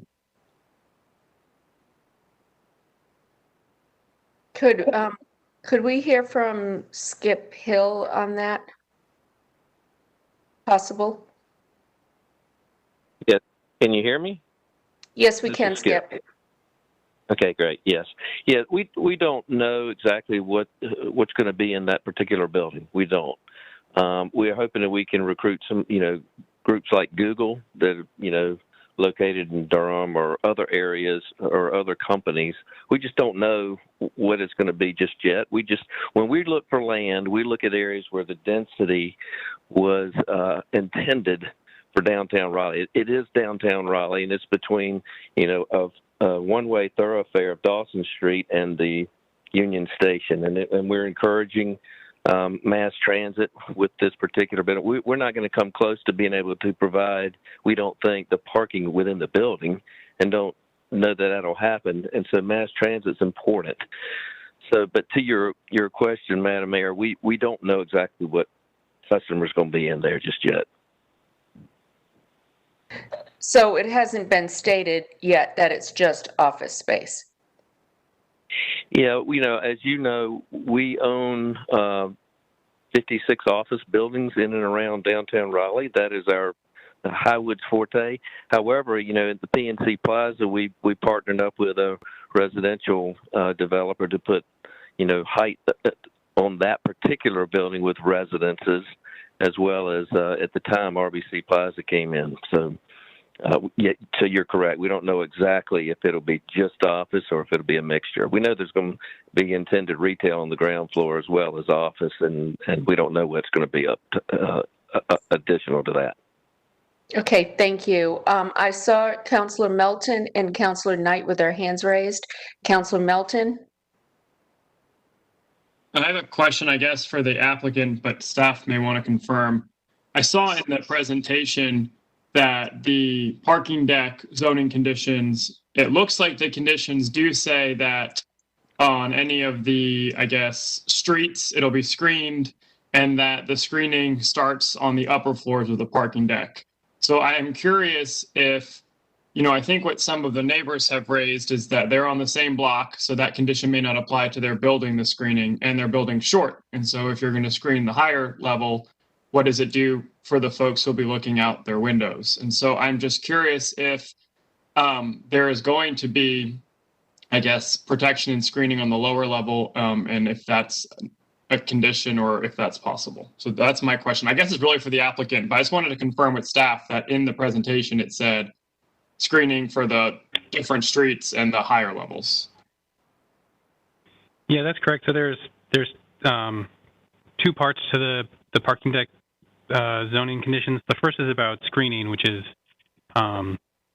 louvers or metal or vegetation, something to actually block physically the view of the parking deck. And the way that is worded currently talks about upper stories, so presumably not the ground floor. The other one about the lighting does apply to any parking deck that's adjacent to the street or parcels. So the condition on of shielding lighting fixtures would apply to the whole building. The screening does say upper stories. I would, at this point out that this was some draft language. Presumably, when you do see this this text come forward as part of a text change, that might be a point of interest. And certainly the applicant can say that they want to screen the whole thing, including the ground floor, if they wish to.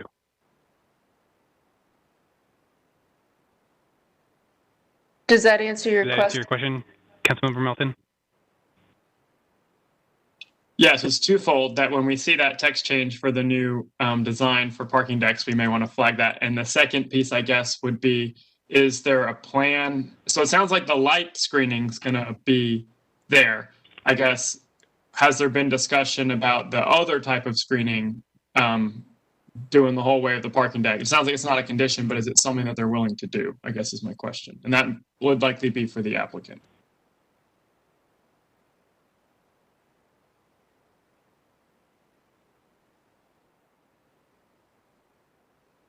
Who's responding to that question or comment? Yeah, thanks. This is Chad Essick, and I was on mute.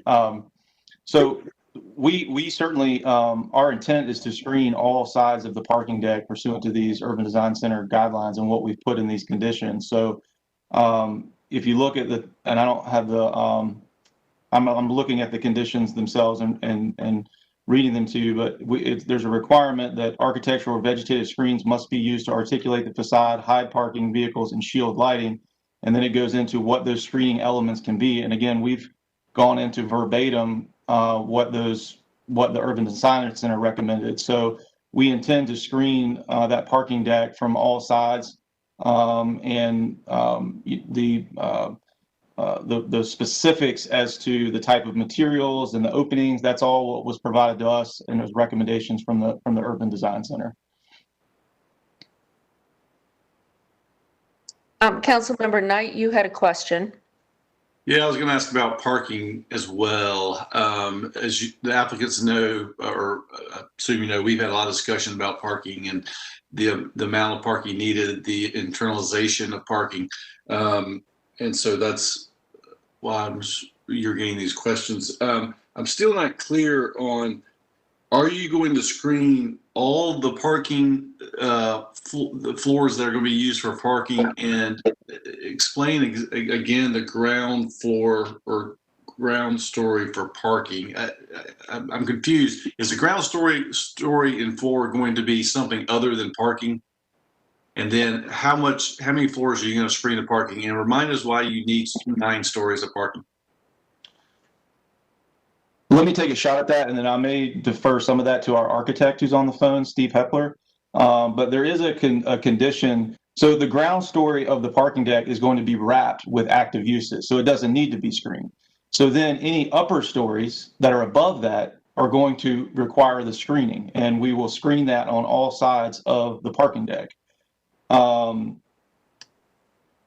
As far as whether it would be, I don't believe, and Skip can I've heard him say this before, I don't believe it will be 9 stories. I think the most you typically will do, people stop wanting to go up a parking deck after about 6 or 7. So I don't think we don't believe it would be that tall to begin with. But again, if you're going to have a building of that size, we need to be able to provide, at least sufficient parking to be able to lease it and make sure that there's adequate parking for the building.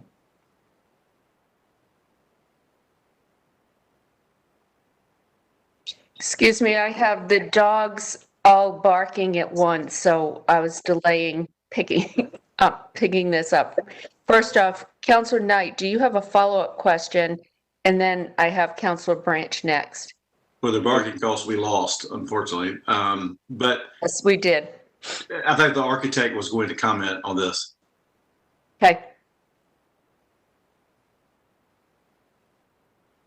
Can you unmute Steve Hepler? He is unmuted. Okay. Can you hear me now? Yes. Okay, yes, great. We can. Yeah, so generally the general rule of thumb is when you go in parking decks, 8 floors is as high as you want to go with a parking deck. And ours is geared around a ratio of certain number of cars per rentable square feet, which is set by the developer. And so that combination kind of sets that level at either 7, 8 stories as prescribed with the recommendations of our parking consultants.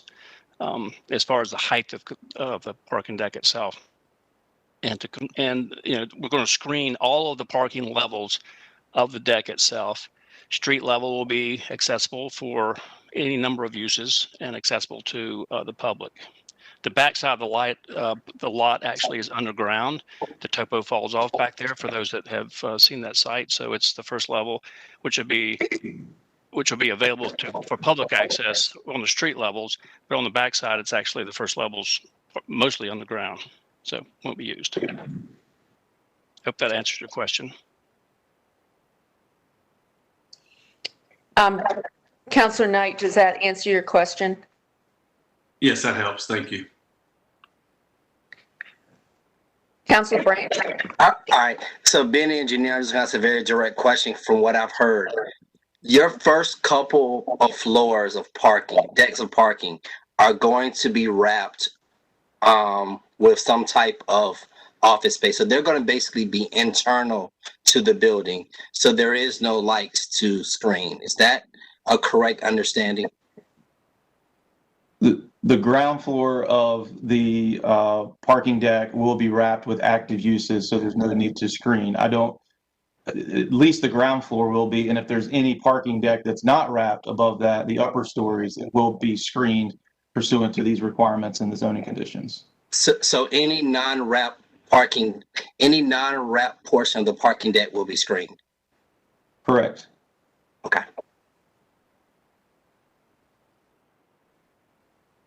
Okay, do we have any additional questions? Council members, Mayor Pro Tem Stewart. I think one of the issues that we're still not getting to as folks are beating this dead horse, and I will continue to, is the idea that we are taking draft text language on parking screening, but that the one piece that's missing is screening from that 4-foot parapet, so screening from headlights as opposed to screening from lights that are coming down to make the parking safe at night. I'm wondering, one, staff, is that correct? And then Mr. Essick, if that's something you could address. Yeah, that is correct. That is missing. I would also, if you don't mind, clarify. So, because I feel like there's a little bit of confusion, and part of this is also identified as a shortcoming of the way the code is written now. So they would be required to wrap the parking deck on the streets. So on Hargett and Harrington, there will be retail or office or some use. But there is not currently, or in the draft requirement to have someone wrap a parking deck internal to a block with an active use, because that makes no sense. So it is correct so much as on the street side, the screening on the upper floors there would be a ground story of something, and then however many stories of screened parking deck.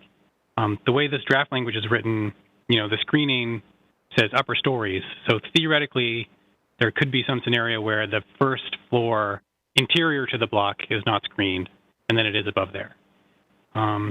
Just wanted to make sure everyone was on the same page. The light just says there shall be no light, so that will apply to the whole structure. And yes, to Councilmember Stewart's question, the opaque parapet wall is missing. And as my understanding, there is no representative from the Urban Design Center here. Would do basically, so the light fixture screening is taking care of the static fixtures that are in the parking deck, and that wall would be what's blocking the cars. So the screening itself is not really expected to do much. I believe you saw some presentations about, in the nighttime, the screen doesn't really do a whole lot to block light. So the wall is meant to cover the headlight side of the light equation. And that is not included in the zoning conditions. Councilmember Cox. Yeah, I think this discussion really hits on a shortcoming that we have with our code and our standards, is the lack of being able to wrap a parking deck with some sort of an active use adjacent to other buildings. So we're going to continue to hit this, as particularly downtown, as more and more buildings come in. They're taller, they're going in next to smaller buildings or even tall buildings next door that have apartments or condos or offices, and then people have to look out onto a parking deck rather than something that's more appealing or at least tolerable. And so I really think without a condition to moderate this, I think this is a real problem for this case, in my view.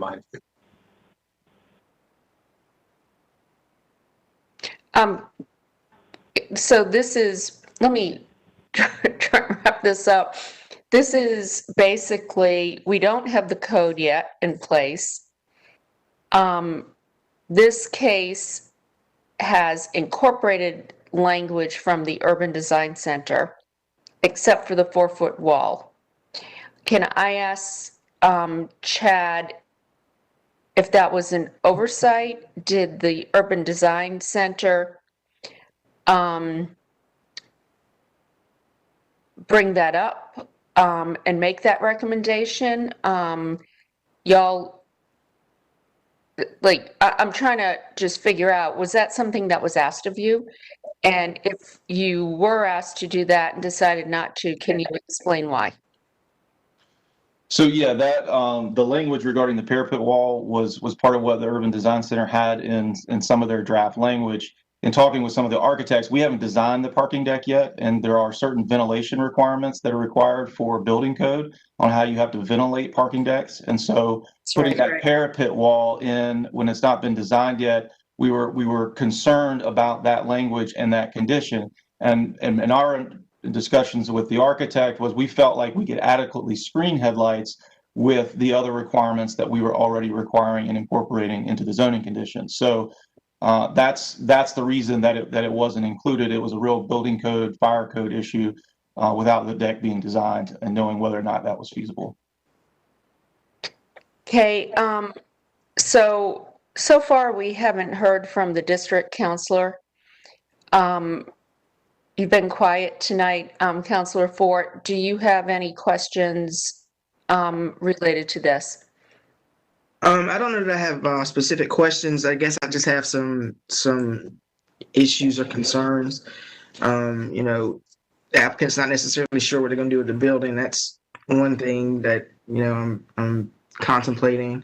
But also hearing from the neighbors in opposition, it sounds like they're not opposed to development, but they would like an opportunity to have additional conversations with the applicant, which seems to be appropriate. I'm sorry, could you say that again, the last part, Counselor Fort? Yeah, I said that the neighbors who spoke in opposition are not necessarily, it sounds like they're not necessarily opposed to the development, but there are some additional conditions and conversations that they want to have with the applicant, which seems to be appropriate. That was what I said. Okay. So a couple of things that I would like to say. This is in an area where we want to see density. I also want to say 40 stories. This is one of the reasons why we are changing our code, because I think when people hear 40 stories, they automatically think that's what somebody's building. Most of the time, people will build 28 stories. Once you hit 32, it takes a whole different form of construction, which is a lot more expensive. So I am looking forward to fixing that part of our code, but also moving forward with the Urban Design Center and the screening that we all want to see take place. I notice I did not close this hearing. I am going to suggest that we leave the hearing open in case some additional conditions want to be placed. I would also say that it is not uncommon when we do a rezoning for the applicant to not yet know exactly what the components will be. That depends largely on whether an office component can be leased. But I would say this is a place where we want to see density and we want to see development. It's also a place where we want to see transit used. And that was one thing I actually liked about a comment that was made, is less parking, more dependency on transit. That is quite frankly important to me. So what I'm going to suggest is that we keep the hearing open, bring this back in 2 weeks. We're going to have a lot of stuff in 2 weeks, folks, but bring it back in 2 weeks and see if any progress has been made and if we can take a vote at that time, or close the hearing if there are additional conditions, and allowing those conditions to be made, and then we'll extend it to our first meeting in July. Is everybody okay with that? Folks, I know it's late, but kind of give me some, okay. I have a question. Maybe we should ask the applicant if that timeline works, and I'm a little hesitant to leave it open versus closing it, but. Okay, question for the applicant? Mayor Chad Essek here. We're fine to leave the public hearing open so we have time to have these discussions and before we close the public hearing. So yes, that's fine with us. Okay. All right, thank you. So we need a motion to do that. Counselor Fort, would you like to make that motion? Yes, ma'am. I move that we leave the public hearing open to our June the 15th meeting and see where we are on that day in terms of closing the hearing and moving forward. Okay, do we have a second? Councilmember Branch has seconded that. All in favor? Okay, thank you.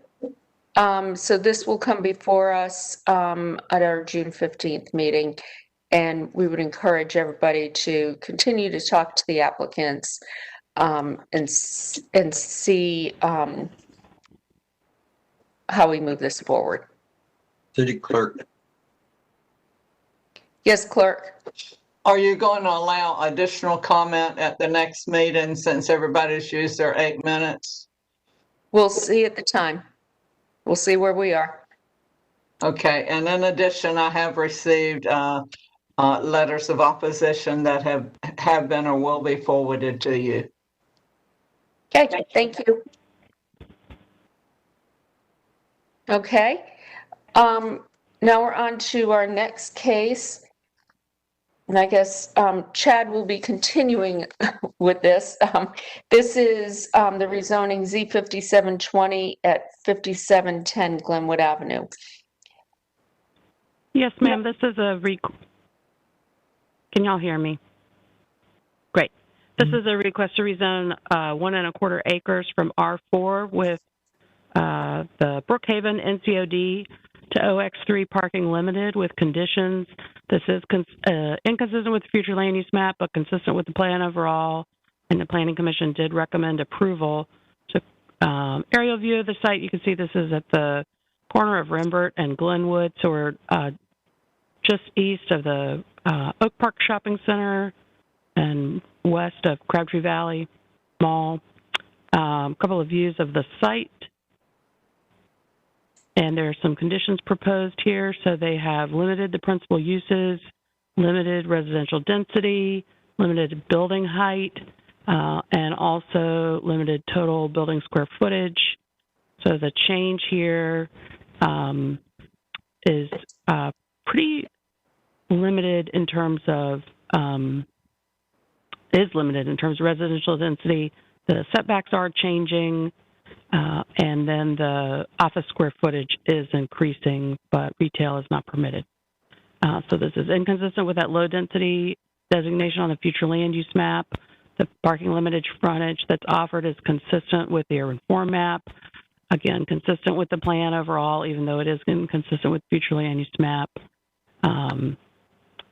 Couple of inconsistent policies here. And again, the Planning Commission recommends approval by a split vote.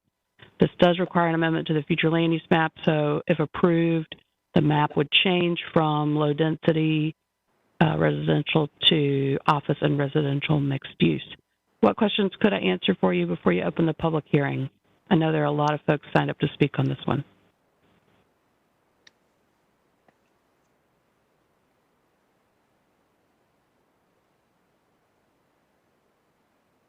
Okay, are there any questions?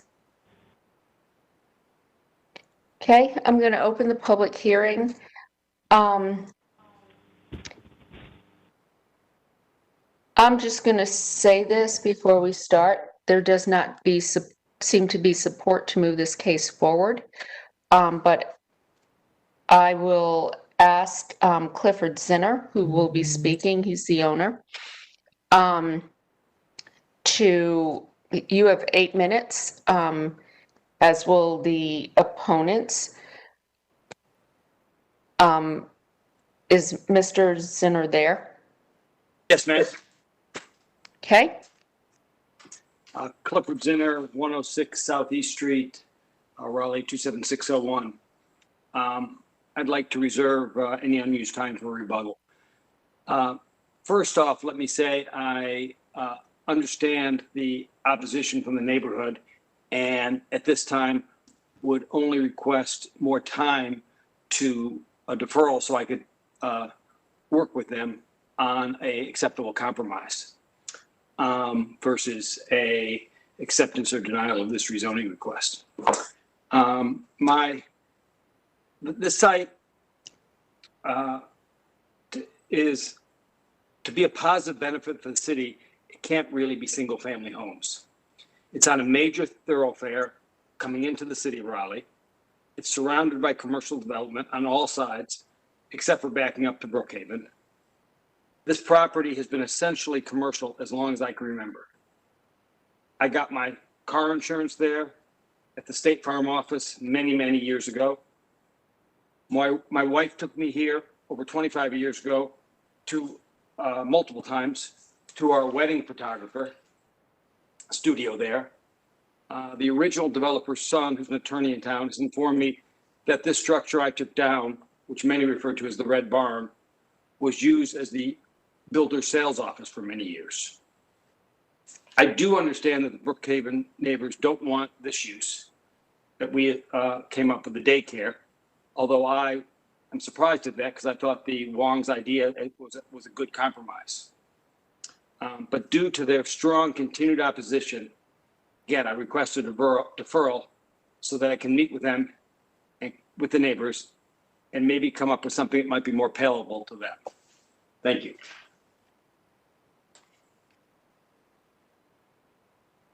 Okay.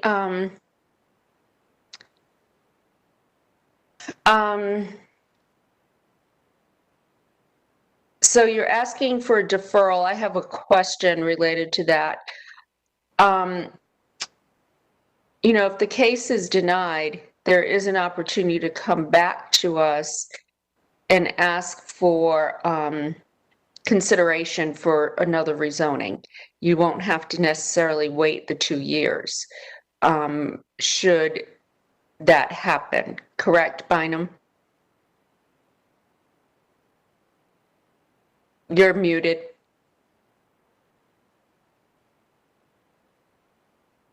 That's right. If the case is denied, you could the applicant could come back to request a waiver to move the rezoning process forward again more quickly. I believe you could also send this back to the Planning Commission if you wanted revisions to happen that way. I think that's too complicated. Okay. I'm going to call those in opposition then. We have 3 people who will speak. I think you've already heard what we've had to say on this. I'm going to call first Francis Salima. You will have a total of 8 minutes. Hi, yes, Francis Salima, 3517 Fernwood Drive. Thank you so much for this opportunity, and thank you guys for sticking with us so late into the evening. Given what Clifford Zinner just presented, as representing the neighborhood and hundreds of residents here, we would like to come to the table with the property owner, but this is something that should have been done many months ago. And so what's in front of us tonight, with this rezoning application, we would, as a neighborhood, strongly prefer to have the current proposal voted on and to start fresh if Clifford Zinner would like to have a discussion with the neighborhood. To change the direction at the 11th hour is, I think, unfair to the hundreds of residents who have invested a lot of time and attention in what has currently been in front of us and in front of you guys. So with that, I don't think we need to take much of your time, but we would respectfully, ask that you consider what's in front of you with the current rezoning application, and we will be happy to come back to the table with the property owner on a new proposal when he has one ready to discuss with us. Okay, thank you, Francis. Next, we have Danny Howell. My name is Danny Howell. I live at 6109 Wilkinsburg Road, Raleigh 27612. I'm a site civil engineer with Real Engineering, and I live in Brookhaven North. I am a board member of Crabtree Swim and Tennis Club, located across the intersection from the proposed project site at 3305 Fair Hill Drive. I too prepared, a remarks for this evening, and obviously they're catered towards the daycare facility. I'll try to still go through my presentation, but try to make it a little more generic if I can as I go through it, depending on what Cliff how he decides to move forward. But thank you for the opportunity to speak in opposition to the requested rezoning. I've been tasked to very quickly discuss traffic and safety concerns associated with the request for rezoning, specifically a daycare facility. The proposed site will have a singular, per NCDOT, a singular right-in only off of westbound Glenwood Avenue. There is no means to have egress from the site on Glenwood Avenue. Therefore, the site only has an exit on Rembert, not Glenwood, which is a residential street, which sets it apart from all other commercial lots located on the Glenwood corridor, as the Planning Commission kept referring to the Glenwood corridor, trying to go more towards a commercial aspect.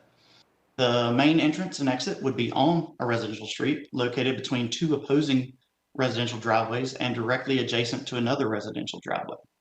That's regardless of what use goes in there. The City of Raleigh is going to require the driveway to be as far away from the signalized intersection at Rembert as possible. Per the applicant provided TIA, the proposed 12,500 square foot daycare would add all 600 trips a day onto Rembert, with 140 of those trips per hour twice a day at the worst possible times, which are AM and PM peaks. Also, per the TIA, as well as the existing underperforming signalized intersection at Rembert Drive and Glenwood Avenue, the applicant would have to provide a 200-foot turn lane due to anticipated lengthy queuing, which will back up cars past the proposed site entrance on Rembert, including the two existing opposing residential driveways. This will lead to even more vehicles exiting the site and turning right into the Brookhaven neighborhood, as left turns will not even be an option due to queuing. The site can easily be developed as a residential lot with a buffer on the Glenwood Avenue side, and there are 7 other lots in Brookhaven where this is the case, as there is another 2,000 linear foot of Brookhaven frontage along Glenwood Avenue, closer to Creedmoor Road intersection. The precedent that would be set by the potential redevelopment concerns our community greatly. For these reasons, among others that will be discussed by our neighbors, we would respectfully ask that the council recommend denial of Z 5720. Thanks again for your time and consideration. David. Thank you. Next, we have David Weistel. That was really good. Yep. My name is David Weishdell. I live in the lot. Right. Yay. Good job. I live directly next door to the lot, and allowing commercial activity on the site would just kind of destroy the character and look and feel that our neighborhood's known for. It would just be a little invasive and just doesn't belong inside of Brookhaven. But as Francis said, I'll just reiterate quickly. Once this zoning case is over, we're happy to engage with the property owner about the future use and how it can be developed in a smarter and safer way. But if there is going to be a new proposal, this rezoning case in front of us right now needs to be denied and a completely new application submitted so we can start over and start fresh with discussions with the larger neighborhood. But for all these reasons, the Brookhaven neighborhood respectfully asks for you to call a vote tonight and deny this rezoning. Thank you.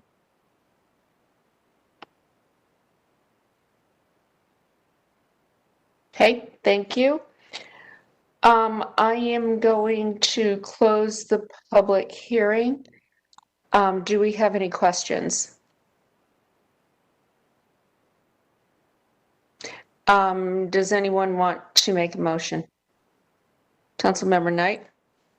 Just a brief statement and a motion at the appropriate time, Madam Mayor.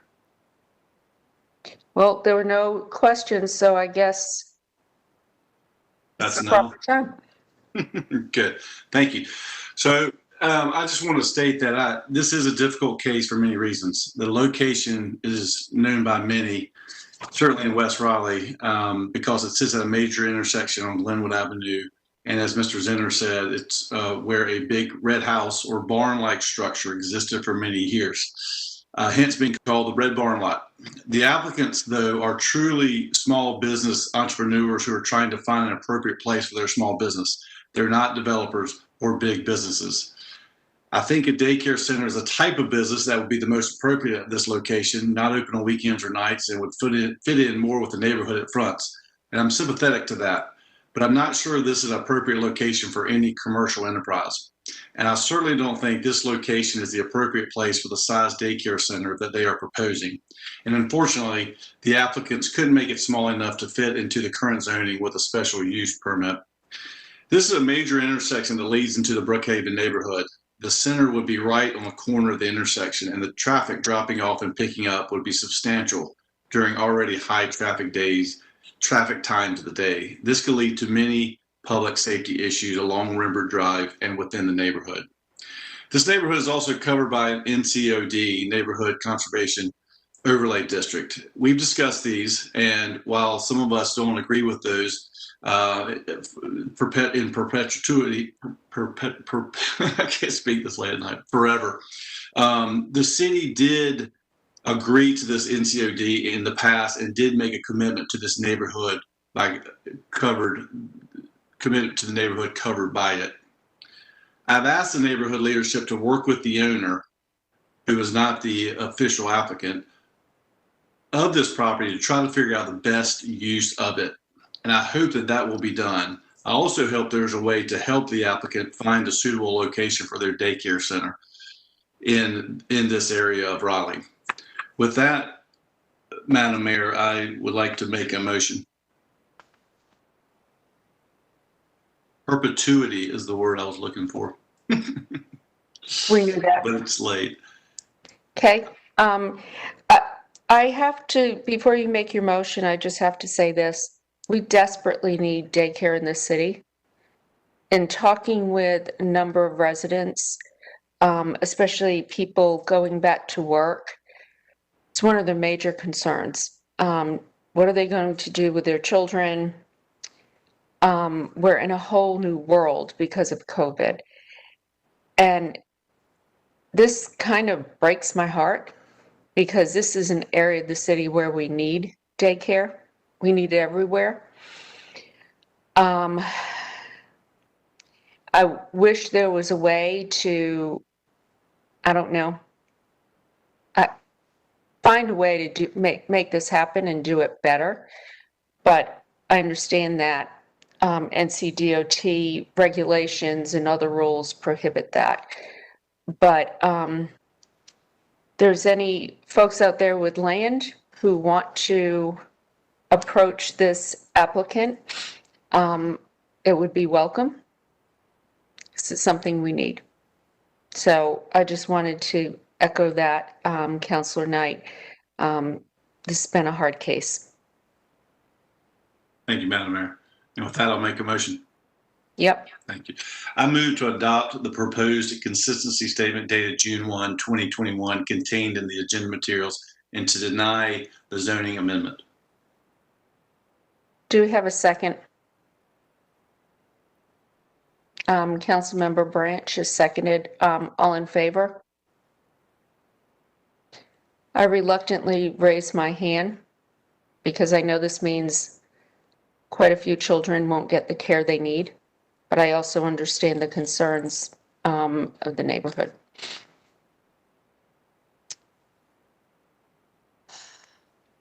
Passes unanimously, clerk. Next, we have rezoning Z821, Michael J. Smith, Allen Grove. We have no one signed up to speak in opposition. One person signed up to speak who is supportive. Can we get a report from Bynum?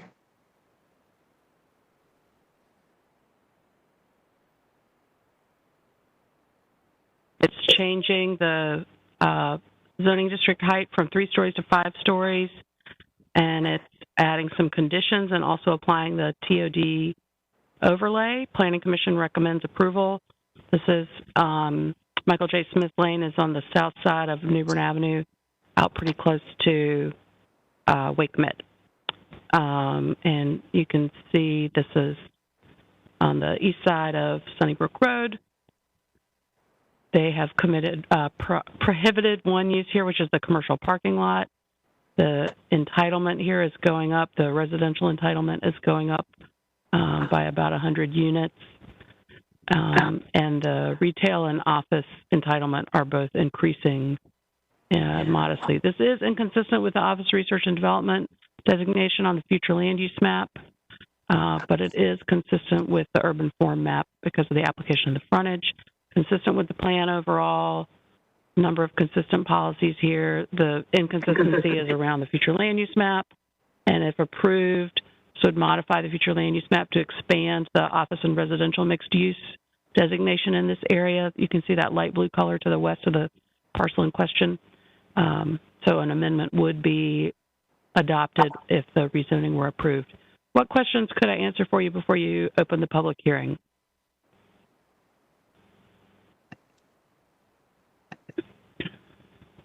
Do we have any questions? Okay, I'm going to open the hearing. This is District C. Jess Branches has signed up in support. There are no questions. Is Jess on the line? I'm here, Mayor. Okay, I think we would be ready to close the hearing and vote, if you are okay with that. Happy to. Just here for questions if there are any. Okay, do we have any questions for Jess? Okay, I'm going to close the hearing. Councilor Branch, are you ready to make a motion? Yes, I am, Madam Mayor, and I appreciate it. And this is a great opportunity for more affordable housing. This is a project by CASA. So I move to adopt the proposed consistency statement dated June 1st, 2021, contained in our agenda materials, and to approve the zoning amendment with the adoption and effective dates described in the agenda items under recommended action. This approval is also deemed an amendment to the future land use map to the extent described in the adopted consistency statement. Seconded by Councilmember Fort. All in favor? Okay, that is unanimous. Next is TC 1920, rezoning process, city code covenants. No one has signed up to speak. Staff, do you have a very brief, as in very brief?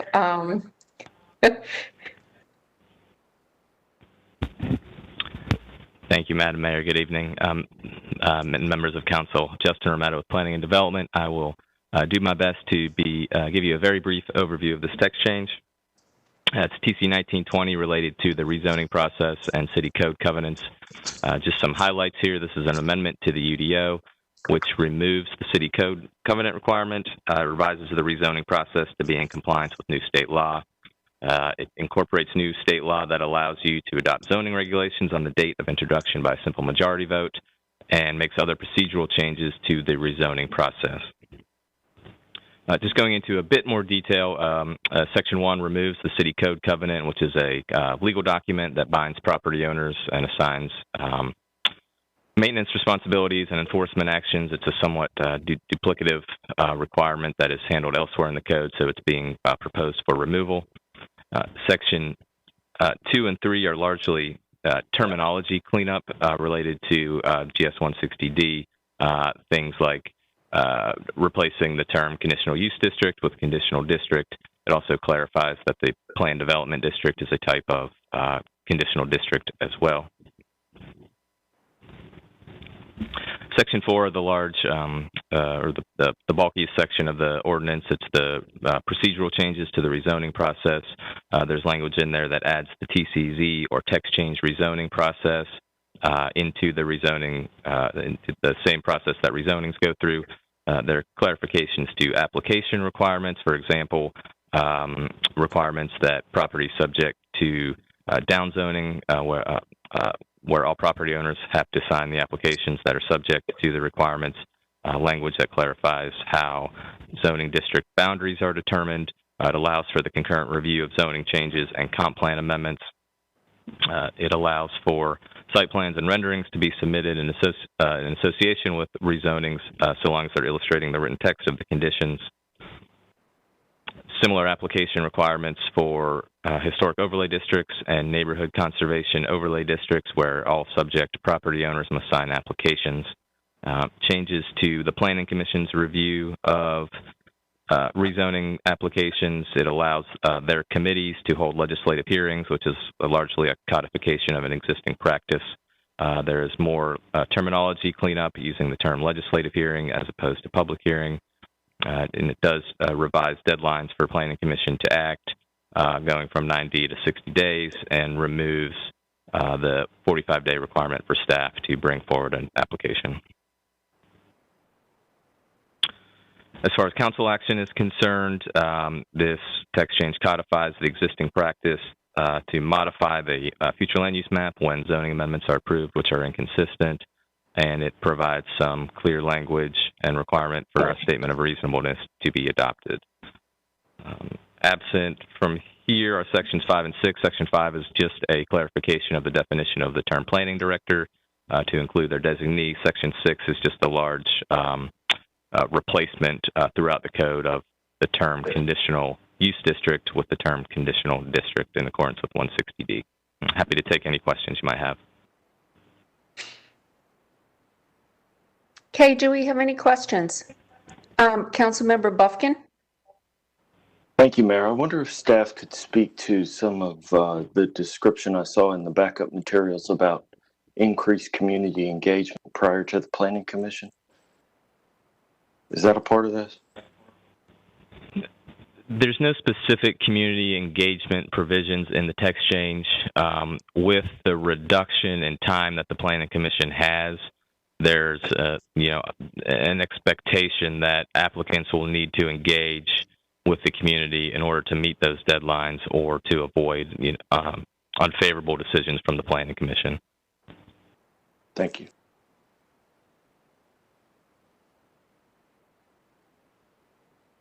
Are there any other questions? Councilmember Cox. Well, I just have a comment. I think tonight is a perfect example of we continue to see contentious rezoning cases. They're going to continue to be contentious, particularly in a growing city such as this. And what we are continually doing with these text changes is reducing opportunities for citizens and developers to engage with each other and resolve their differences before they come to the Planning Commission and now before they come to council. I think the streamlining of the Planning Commission, it isn't going to encourage more conversation between developers and citizens. All it's going to do is expedite zoning cases coming to council, where we are just going to have to keep putting them off and putting them off because they are so contentious. And for that reason, despite the fact that there are some things in this text change that clean things up, it's my intention to vote against this text change. Okay. Well, I am going to open the hearing and close the hearing. Councillor Cox, I will say, I think when people are concerned about something, they do show up, as evidenced by this evening's meeting and other meetings we've had. I'm going to ask if there's someone who would like to make a motion on this. Councilmember Knight.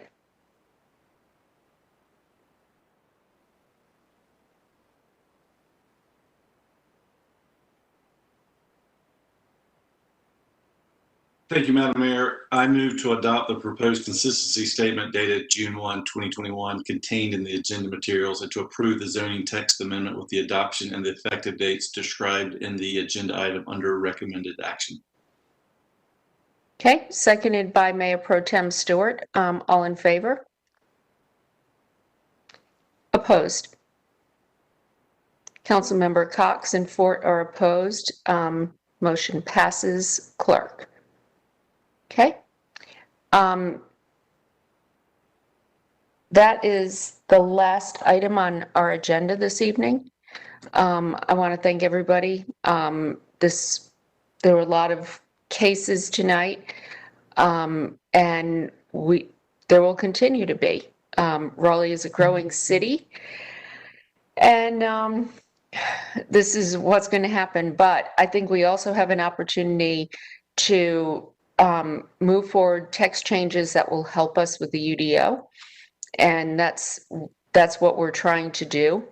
Urban Design Center, the parking screening, let's try to move forward on that as quickly as possible. But also thank you to everybody for hanging tough tonight. And unfortunately, our Canes did not pull through. They lost 2-1. So on to another day. I'll have to find a new outfit to wear. This obviously was not the good luck charm. So everyone, have a good evening. And we will see you all next Monday at our budget work session, and then Tuesday at our work session. Thank you.